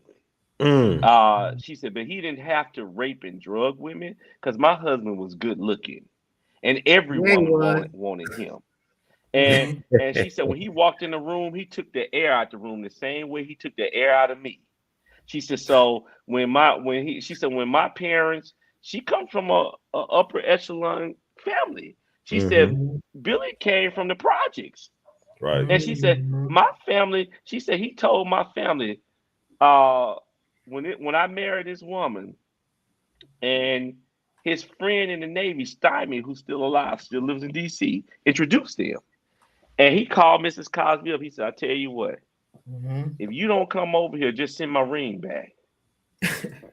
And and she was over there that day, and they got in the car. He drove all the way to San Francisco, and Mhm. they ate candy bars. And he started opening up at the Hungry Eye. And Dick Gregory, the rest is history, gave him his start.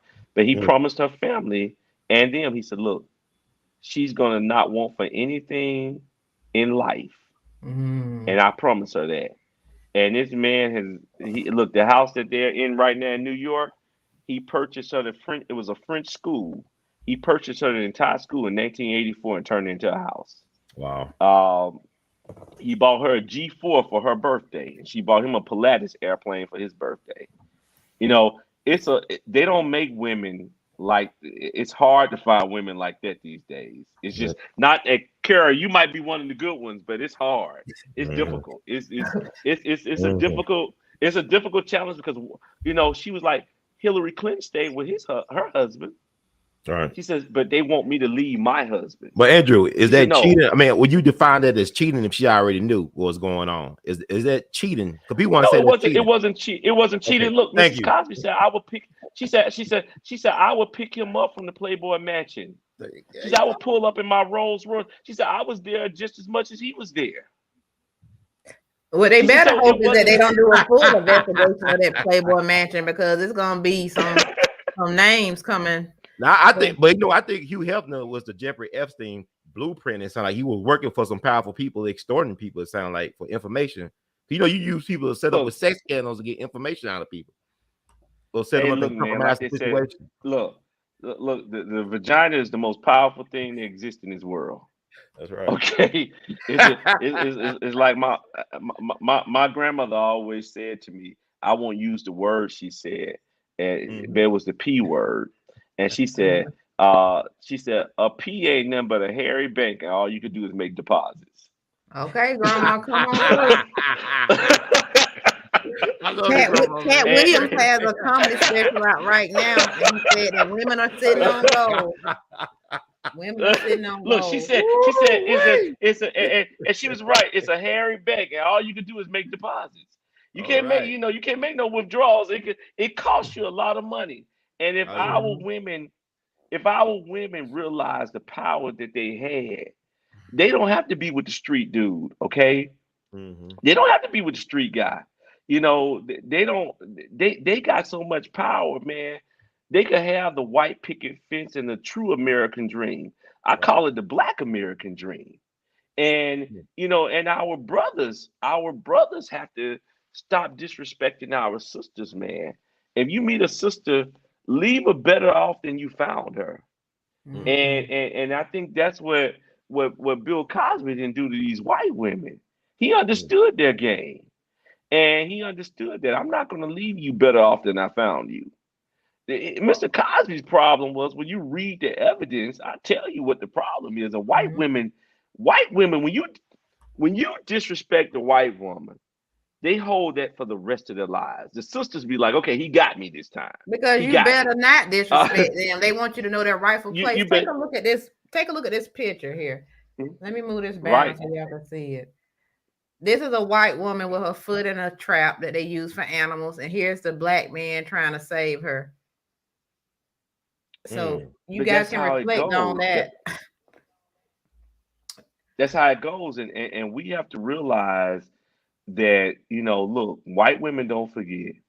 Anytime I tell you what, Mr. Cosby, one incident he had, he was seeing one of these women, and he flew her in on a private jet, and she came up on a private back elevator, the Elvis Presley elevator, with her massage chair, the table to give him a massage. And when it was over with, he gave her $30 to take a cab, and she had to walk through the lobby with the massage. That's embarrassing. And some of these women have not forgotten. It's Yeah. not about him raping. He didn't have to rape and drug anyone.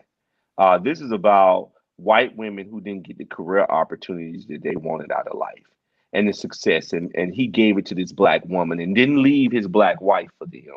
They're so used to us leaving.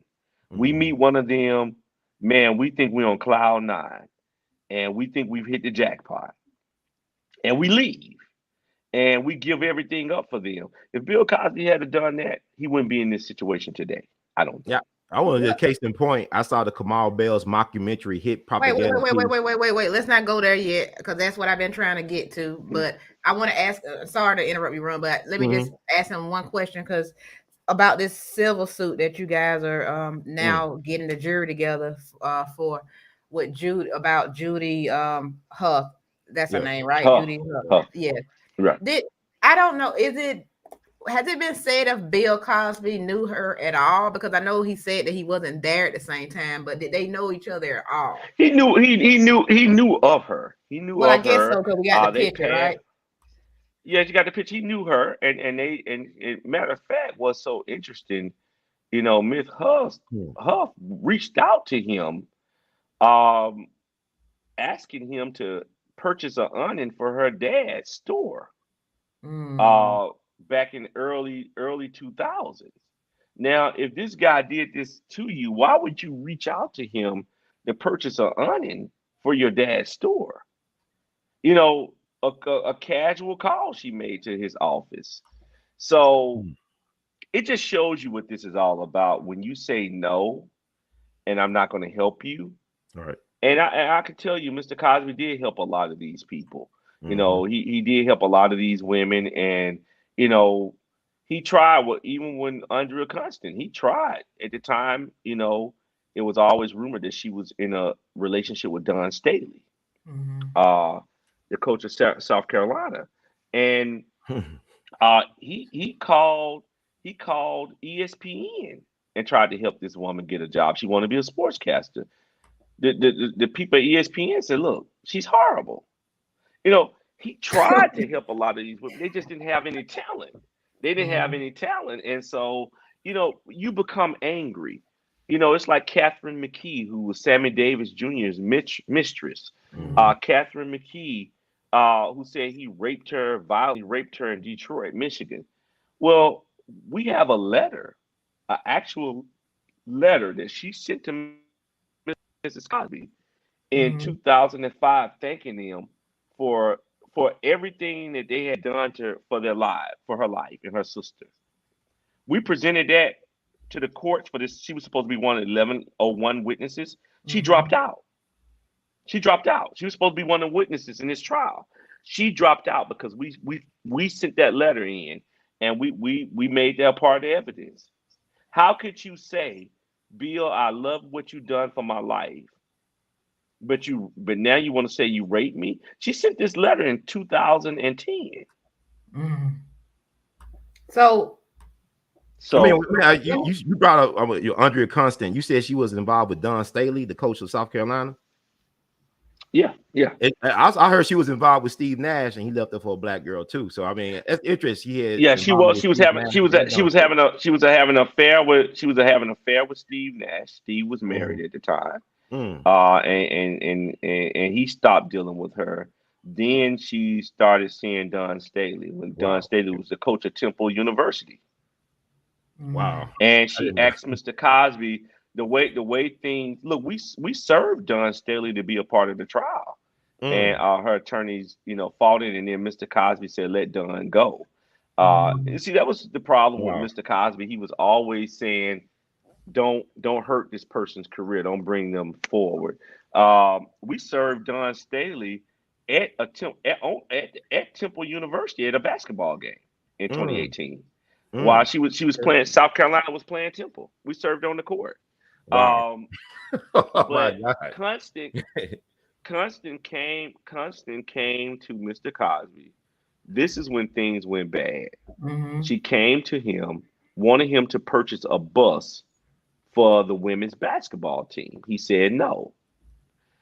Then it was in Canada. He had a show in Canada. Her family was all excited to meet him, and he told her that he would have dinner with them. The family had bragged to all their friends. They had bragged to people in the arena that they were going to have dinner with Bill Cosby backstage. He didn't show up for the dinner, nor did he meet with them. Look, they became bitter. They felt embarrassed. This is not about rape or drugging women. Right. These are women who just, they did not get to hold on to the bluefin tuna. And this is Don Stanley right here, which I actually met in my time at ESPN on the right. Oh wow. So forgot what year that was, but she was laughing at my country voice, and I had a good time showing her around there. But just want to show that. But moving on, I wanted to bring this up, like I said earlier, because I talked to you twice, once with Ron, once by myself, and never brought this up. But Showtime, we need to talk about this documentary by W. Kamau Bell. We need to talk about Cosby. And I wanted to bring this up. Kamau Bell, I used to also work for CNN. Kamau Bell had a show on CNN called The United States of America. United Shades of America. Shades of America. Excuse me. Thank you. Right. Andrew Wyatt's on point today. Thank you so much. United Shades of America, where he became a political analyst of sorts, but had no political background. Okay. Kamau Bell says he's a comedian. Okay. But from what I've gathered from people like Jason Black and others, he's not a very talented comedian. Okay. And another interesting fact about Kamau Bell, and I'm just giving you facts, so hey, and they just in whatever order they're in. This is his family, and then I would just like to go back to this photo here. But what I found funny about this is Kamau, like I said, has very little experience in the opportunities that he's been given. So a lot of people feel as if he was given these opportunities by these companies because he was trying to bash Bill Cosby and be one of those soldiers to take him down. And what I found interesting about this is on an article I found that was discussing this program on Showtime, I just thought it was funny that Kamau would actually say that he was terrified for people to see his Bill Cosby docuseries. And he's quoted as saying, when I did an episode where I talked to the Klan, I was nervous about it, but I wasn't scared that people was going to be on the Klan side, says Bell, director of We Need to Talk About Cosby. I'm bringing it up because I find that quote to be interesting, and I find it that for him to compare this to the Klan, I mean, I don't know, you two are smart guys. I just think that it's interesting the way he stated that, and the fact that he knows who Bill Cosby is and the legacy and whatnot, but to do all this and then to say you're terrified, I don't know. It just he's another Hannibal Buress, and where's Hannibal at now? Exactly. They gave Hannibal the richest. They gave him the salt of the earth, the richest of the world. They promised him, and you heard movies coming out. He was on the Tonight Shows. He made all of the circuits. And when he did his job, he doesn't exist anymore. That's right. Kamau Bell was threatened, and he's going to always be the guy that do the work of the white man. from my understanding, Zucker, who's always had an axe to grind against Mr. Cosby, Zucker was the president of CNN. He just recently stepped down because of allegations. Right. But before then, he was the president of NBC. He was having dinner at Mr. Cosby's New York home, and he made a racial comment to Mr. Cosby. Mr. Cosby walked him to the foyer, and he said, "Hey, get your coat." He thought they was going to go for a walk around New York, and Mr. Cosby gave him his coat. He watched him put on the coat, and he said, "Get out of my house, you Nazi." And it's to a Jewish man. And Zucker said, "I'm going to get you back one day for that." And that's who CNN paraded the women out. CNN, Kamal Bell, United Shades of America, said, "Hey, go do this documentary." Now, why would CNN let their own, who CNN just started their own documentary department 3 years ago, why would they encourage him to do a documentary with their competitor, Viacom, that owns CBS and Showtime? It just shows you the level of how our Black people would cave and sell us out for just a little attention. They don't care. They don't look at the fact that you're ruining your legacy and your career, whatever name you had. Now, what are we hearing from Kamal Bell anymore? You done your job. So are we, you got some upfront money, now you go about your business. We ain't happy that you married to this white lady, because we look at you, brother, you shouldn't have that type of white wife anyway. Y'all don't even look like y'all should be together. That's all. I'm just saying. I can't call it a documentary. It's a mockumentary. It's a damn shamble and shame. He interviewed Tom Mesereau, Cosby's former lawyer, Michael Jackson's former lawyer. He sat down with him willfully, did not include any piece of that interview in the so-called mockumentary. Tom sat with that man. Tom called me. And he said, "Andrew, should I do it?" I said, "Yeah, definitely do it." And Tom sat with them for almost 5 hours, man. Nothing and included. They edited him out of the whole thing, nothing included, because it, as you said, a mockumentary. And also, you said it. And brother Andrew, I want to add too, to go back, like it was a woman in there. There was a UMass music student that met Dr. Cosby when he was there at UMass on a speaking engagement. And like you said, I think Cosby's problem was he didn't just played along with it. He could have made a phone call to Quincy Jones or Clyde Davis or somebody and put on the phone with her. Right. She came back and repeat the same thing. How you gonna keep on? I can't call these women victims. They accusers. They did not meet the definition of being victimized in a court of law. They did not meet it. These are scorned women, failed supermodel, failed actress. All these are scorned women. Why you keep on coming to Cosby for free dinner dates and concerts? If you was such a monster, you introduce your mom, your grandparents, and your children to Mr. Cosby. If this man is such a monster, how come you keep on sitting down and feeding from the beast or feeding the beast? Dr. Cosby. Well, why do you have a picture of what about Judy Huth? They made her bring her photo album book to a deposition. And now in her photo album book, next to her wedding photo with the guy she was married to, she got Bill Cosby right under it. What the hell? Was she 16 then? She's 16? Was she only 16? No, they asked her, they said, exactly.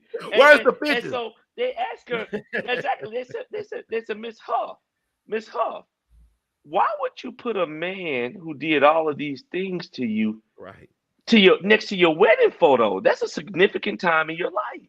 Right. And she said, because it was a photo that meant a lot to me. This guy molested and sexual assaulted you, whatever, and he means a lot to you. No, make it make sense. I want to go to this tweet I found, and it's my son of Africa. It says, "Kamal, why didn't you focus on all the Hollywood white men and power players, Kevin Spacey, Harvey Weinstein, Woody Allen, Scott Baio, Dustin Hoffman, etc., who are accused of sexual assault or harassment?" I brought that up because when I went back and I saw the trailer for this, and I have to tell you, Andrew, I tried to watch this and I could not get through it. I think I watched maybe 5 minutes. It just didn't feel right to me. But when I watched the trailer and I seen some of the Black people that were enlisted to talk, okay, let's say if you do believe Cosby did this, as a black person, I mean, why don't you go after these white people who have historically done things like this over and over and over, and who are never punished, who can still come out to the events, who music is still being played? Okay, not Elvis. One Okay. word, Kara, one word, and that's Jews. Well, look, I ain't gonna say it because I still want. Look, I still want to show. One word. And that's One why we know word. who's doing it. Jews. You can't talk about them. Anybody you can't talk about without fear of being retaliated against. That's that's your adversary. Look, I'm not saying, and let me protect your show. Let me protect your show right now. I say the right Well, thing. hold on, y'all ain't Not all I ain't Jews. no punk now. Don't act like I'm a punk. I ain't no No. punk. I want. You're good, but I want just making to jokes. define this. All Jews are not bad. All Right. Jews, like all That's right. blacks, are not good. Okay. Right.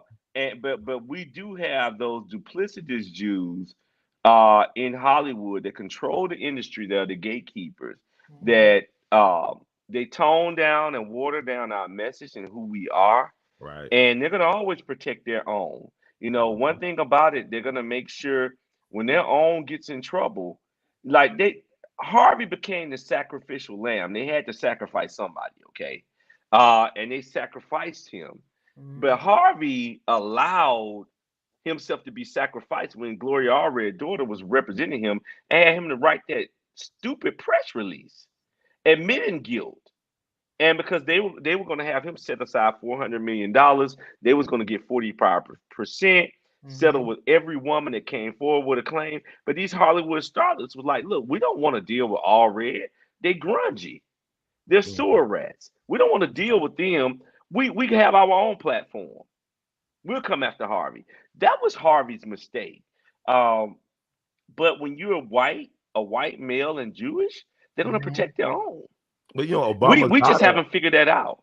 Obama's I just daughter want to say intern with real Harvey quick though, Weinstein. because I didn't feel Obama's good daughter after that. intern with- Yeah, I never go right. ahead. I never want to be I want to say I don't mind calling people out. I just want to make.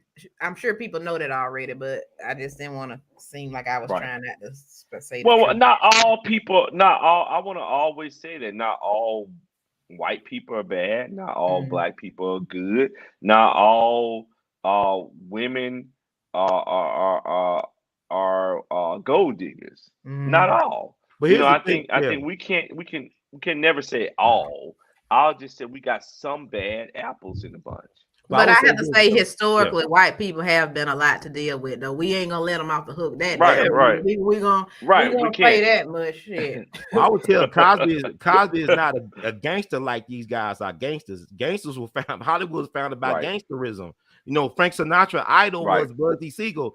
You got pictures of Frank Sinatra with big time mob bosses like Carlo Gambino and Paul Right. Castellano and Frasciano, the head of the La Cosa Nostra in L.A. He's not in trouble like a Right. young thug making rap lyrics. You got pictures of him with these mob bosses. So it's a tale of two Americas. But Cosby's not a gangster. For as much money that Cosby paid off over the years to individuals and institutions, he should be better protected. People owe him checks and money orders and cash apps. This is ridiculous. As much money he shelled out over the years, he should be better protected. Right. Like you look at a mob movie, you pay for protection. Cosby paid millions of dollars. He should be. He should. And he was an earner. The problem, as Mrs. Cosby said, his problem was that he said no. And when you say no, when you say no, and he said when they told him, they said, "Look, Bill, you need to stop going out trying to encourage black people to become entrepreneurs." Right. And they told him to stop those things, and he said, "No, I believe in my people." When he came back and saw, I asked him, I said, "What made you not go the route of a lot of the comics with cursing and stuff?" He said, "First off, Andrew, when I was coming up, you would get arrested if you cursed on the stage. You wasn't allowed to do that." And he said, "But what made me say that I was going to focus on education and uplifting my people," he said, "when I left Philadelphia and came back after being in Hollywood, my friends and a lot of my people were on drugs. Everything looked like they were zombies, the Walking Dead. And he said, look, I understand the power of entertainment, and I could not use my platform and entertainment to continue to destroy my people. And that's when him and Mrs. Cosby in the 1960s and early 70s, they took a couple of $1 million of their monies, and they said they saw no black people in Hollywood who were wardrobe artists and makeup artists. So they got them certified and trained and got them their SAG card and got them to be a part of the union and got them jobs. Uh, the Black Stuntmen's Association. That's why he started it when he saw a white man being painted down. He said, I got a guy in North Philly that'll flip a car for $25. You know, he consistently put his money, and he's still doing it today. We got a number of students that we're paying tuition for right now. We're finalizing their tuition bills. That he never stopped. When he got into when these accusations came, he told Mrs. Cosby, he said, we will not stop paying the tuition of these students because I'm in trouble. Right. And he said we will keep the money coming, and because they should not be hurt because people are making false allegations against me. And so we're still putting people through college.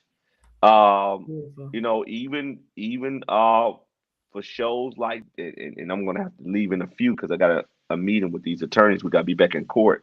Yeah. You know, I told him before I came on, and I'm going to do the same thing I've done for a number of shows. I'm going to make a $500 contribution to your show. Well, thank you, because we need it over here. I did it for Tariq. I did it for Judge Joe Brown's show, Valerie Denise Jones last week. And so I'm gonna make the same contribution. I don't do Cash App now. I've never had a Cash App. I'm old school. Like y'all say, I don't have the social media. I'm old school, run. So don't take them bounce, man. That's all if you sending me some money, we can figure it out. You can PayPal, Western Union. All you gotta do,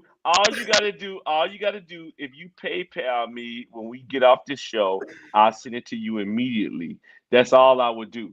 But I'm kind of old school that way. I'm young, but I just don't touch Cash App because somebody told me my daughter's dad. Western Union been around since slavery. I think you know the historical facts. No. I ain't gonna put you through the Western Union.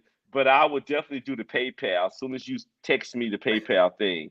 But I've been doing that for the black shows only. I've been making a $500 contribution. You know, we two platforms, right? I'm just co-hosting with her tonight.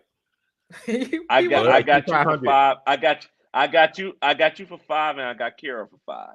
All right, I got him on the air. It's on record. Okay, I got you for $5, but it's just a high five. Can I get a high five? No. But if you would please just text me your PayPal, and you will have it within 10 minutes. I do it pretty quickly. And I don't want anything from it. This is not about special favors. This is not. I just want you guys to stay alive. To tell people stories. You don't owe me nothing. If something comes out negative of me, just print the truth. I don't need nobody to. I'm not saying something is. I don't need somebody to just cover to me because he paid his way. My whole goal of working in the industry and working in this business, I've always saw, and I never forget this guy. He's still my mentor today, Frank DiTilio. Frank was my general manager, and Frank's an Italian guy. And Frank took over all the Viacom stations in Tampa, Florida, with Dennis Swanson, who gave Oprah Winfrey the Oprah Winfrey Show, took over Viacom. And then when Dennis took over Fox, Frank had me to move over Fox because of Swanson back in the early 2000s. But Frank always told me, he said, you got to have, a number of things to be successful. And you got to have goals, mentors, industry knowledge, and a sense of humor. But he said one thing about, and this other guy, Jack Schaefer, who owned all the Schaefer Art Centers, and he sold them for $90 million in Birmingham. They encouraged me to start my own business. And they said, Andrew, the problem with Black people and the worst thing that could have happened to you guys fought for integration when you had your own Black districts. You had the best hamburger. That's right. And you want to taste the bland hamburger. And you want to taste a bland hamburger when you had the best hamburger. And he said the problem with black people, he said the black Jews, Italians, and the Dagos, they all grew up in the same community. He said, but what happened, we moved out and we didn't give you guys the formula. And I was like, well, what was the formula?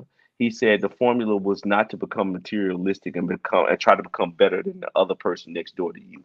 The formula was to put your money together and then enhance your community and your businesses. And that's what we didn't do. So I try to use what I can when I can. And please don't invite me on your show, people, just to make a contribution, because I'm not. I can't do it for everybody. But we thank you so much, and Mr. Wyatt. We know you got to leave in a bless, second, man. so I want to say thank you again. I gotta leave, but please, can you?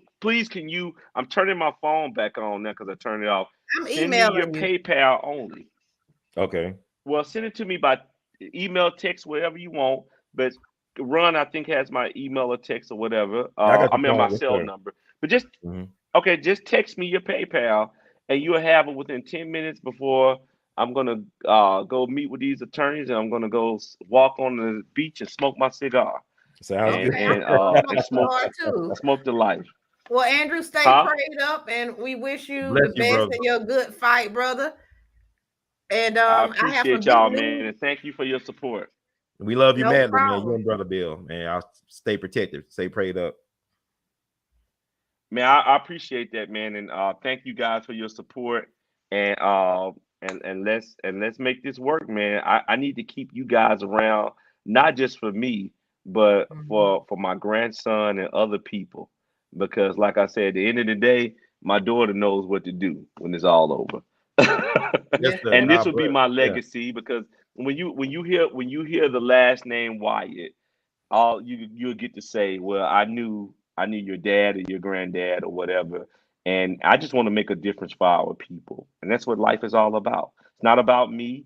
It's about just making a difference for Black people and figuring out how to influence our people to think better about themselves and to understand that you can't kill off corruption. If you go after corruption, you're going to always lose. You have to go after corrupt people. Once you go after corrupt people, you destroy corruption. Absolutely. Well, Right we'll on. let you So go thank on you for that everybody. note. Blessings, man. Thank All you. right, thank you. And Ron, My you love. stay on the line. Thank you for everything. Wyatt out. But watch your phone. Text me. Bye-bye. All right, bye-bye. Yeah, I'm about to text him now. Go ahead. I'm trying to remember, I need some gas money, man. I got it. I want to tell everybody that's in here right now, go ahead and like this video. We brought you a hell of a show. It's not as easy as it looks. Me and Ron, we do this stuff. This is what we do, okay? So you can also hit our Cash App, because this show doesn't pay for itself, especially my show. I do graphics, I do all sorts of things. So you can hit me up at $ Kera Dangerous, and Ron has his name, which, where is your name, Ron? Oh, Cash App, $R2C. Wait, C2H2, all that. He got himself a chemistry formula over there, but mine is easy. You will see my face. And thank you guys so much. This has been beautiful. No matter what your views are, it was good to get together and talk. And before we get out of here, I just want to say again, prayers to those affected in Texas. Just a horrible mass shooting there at the elementary school. Me and Ron talked about that. That was breaking news. Before we get out of here, just one last fun topic, Ron. Okay. And it's surrounding Juneteenth, your favorite holiday. My favorite holiday, yes. Yeah. What you call it? Holiday, you know. Holiday. We don't have holiday. We have holidays, you know. Yes. So everybody knows what the big fuss has been. And I have to say, y'all Negroes, I understand, but I don't understand, because Walmart, their great value brand of ice cream, they decided to make a Juneteenth ice cream as well as a Pride ice cream. But this time we're not even talking about the LGBTQWYZ, so we can leave them out. But Juneteenth, Black folks was all mad because they made a a red velvet flavored ice cream, which sounds really good. But Walmart has since took this ideal and shelved it. They said they're no longer gonna put this ice cream out. The part that I think is funny, Ron, is that some Black people were like, and it's great value. You don't act like you never had great value before. It's Don't not act good. like you always Mhm. brought Pepsi and Coke to the. Come on, don't act like you don't had some great value Coca-Cola before or soda. So to stop tripping. I get it. We don't want them to profit off of us or whatnot, but it's just funny to me the things that Black people care about compared to what they don't care about, Ron. Because like we discussed off air, it seems like to me, when it deals with white supremacy, a lot of Black people today don't give a damn about it until they see somebody being shot on the news. Because just like we saw LeBron James' son go to prom with a white girl, and people were up in arms about that. But all I saw down my timelines was Black people saying, "Oh, it's okay, leave them alone, leave them alone." Okay, that's one side of it. But it's just like, what do Black people really care about? Do you really care about white supremacy and that it's a 24-hour, minute by minute system that's used to take you down on a daily? It sounds like the devil that God was talking about in the Bible, the Quran, or whatever book you read. But it just seems as if whenever it comes to the Black man's penis or even the Black woman's vagina, and if they want a certain thing to be in there, then they don't give a damn about white supremacy. Then you don't know how many people I said, like, leave them alone, leave them alone.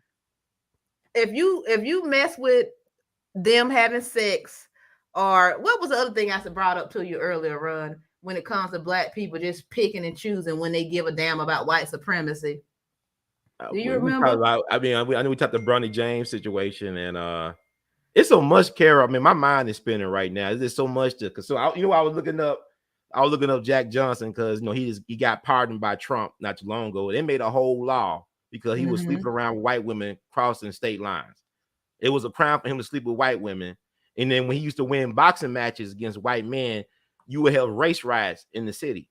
Every time this Black man, and it was interesting. He's from Texas, right? And he would drive high speeds in places like the backwoods of Georgia, pay off these high speed tickets. I'm gonna pay for the one on the way back through here. I'm gonna speed back here again. This is a time where they were lynching Black folks every day and a half. And also, some of the biggest lynching victims were Black business people, Black entrepreneurs, like the People's Grocery lynching here in Memphis. 3 enterprising young Black men who was grocers were lynched. One happened to be Ida Well's best friend, Thomas Moss. She was the godmother to his daughter. They ran her out of Memphis, just a couple blocks away from here. She had an office on Beale Street. You gonna find a way to get Ida in there. I love Ida Wells. I know we would have worked out. We would have worked it out because cancer women love me for some reason.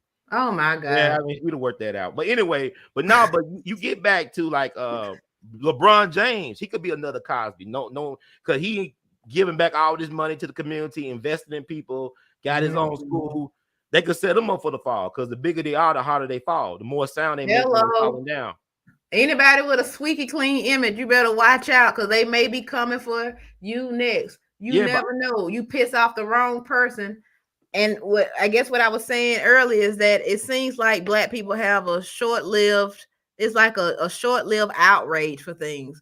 Like people like me and Ron, we see the outrage, we get it all the time. But it seems like a lot of these Negroes out here, they only see it when it's plastered up on the main media news. And it's just something that I'm sick and I'm tired of being witness to, just the ignorance. Yeah, I want to give a shout out to Brother Andrew. He's a man of his word. He just delivered. Oh, shit. Excuse me. I forgot to send him a message. Let me hurry up. Retrograde. Yeah, get that out there. I'll talk for a minute. Yeah, but you got to think about it. That the people who are ashamed of Walmart having that Juneteenth ice cream are the same people that are afraid. These are same Black folks that are ashamed to eat watermelon and chicken in front of white people. Fried chicken and watermelon. I was at a Nathan Bedford Forrest birthday rally. He was the first Grand Wizard of the Ku Klux Klan. He was buried in Memphis on one of our busiest streets downtown Union Avenue. First Grand Wizard Klan, and also a war criminal who killed about 300 U.S. colored troops and women and children, Black women and children, during the Fort Pillow massacre. I went to the last 3 birthday rallies they had in July when they had the statue and his body of him and his wife buried underneath the statue. And no white folks knew who I was. They said, "Hey, Brother Ron, how you doing? You want some watermelon and some cool water? It's hot out here. It's hotter than hell out here, Brother Ron." I said, "I don't want none of that. I'm not gonna eat y'all watermelon and water. I'll listen to y'all point of view. I'll record it and upload it to my channel. But I have no mistake. I don't mistake y'all for my friends or family. I'm just trying to understand your point of view and also offer people a chance to counter your point of view. But here's the thing. Black folks, the reason why we don't have anything because we want to be with white folks at all costs. We don't know where to draw the line. You understand? Because like I said, you had like the biggest victim of Black Wall Street was Dr. Alvin Jackson, a very successful Black surgeon who believed in the Hippocratic Oath. He believed in helping all colors of people get well. They are still using his surgery tools he invented 100-something years ago in surgery today.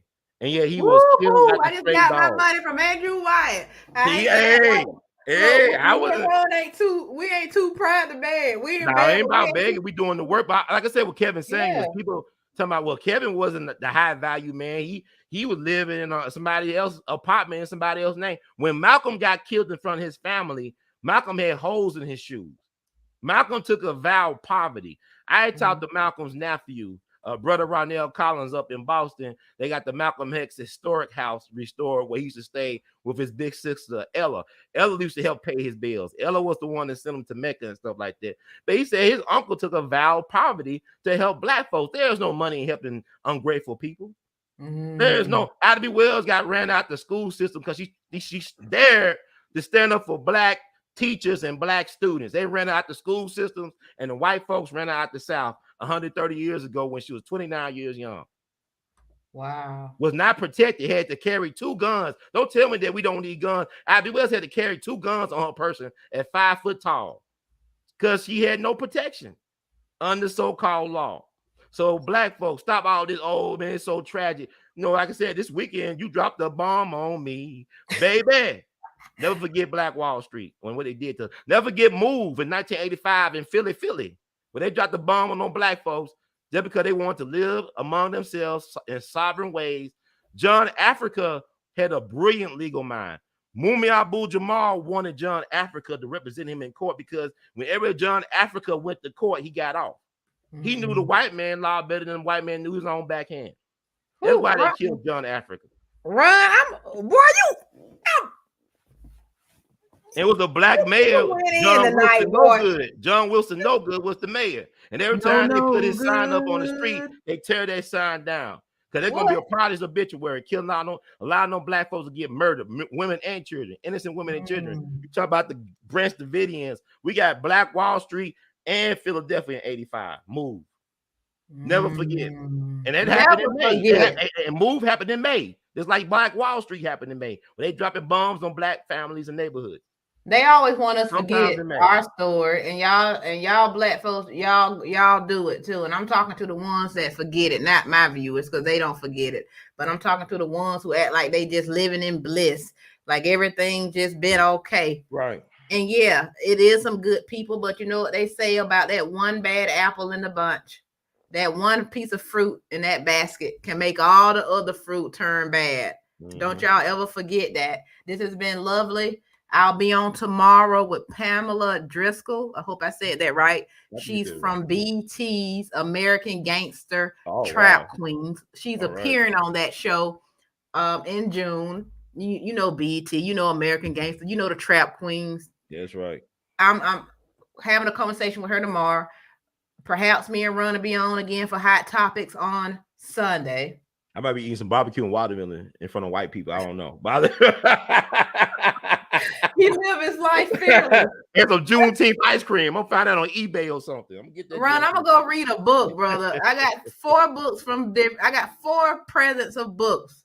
And after tonight, just you bringing in these facts, I got some reading to catch up on. That's right. I'm an angry Black man. I'm proud of it. It's good to be angry. Well, my blood pressure is regular now, by the way. I don't have no high blood pressure anymore. So it's good to be angry. We love you guys and thank you so much. Don't forget to like this video. Leave us some comments underneath the video outside of the live chat. Share this video with a friend because everybody want to hear about Bill Cosby. So share. Don't be petty. You can send us a cash app still because this show is still going on.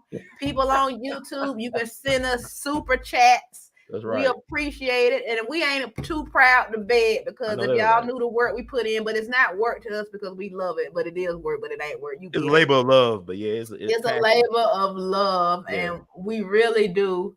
Mm-hmm. We put the work in.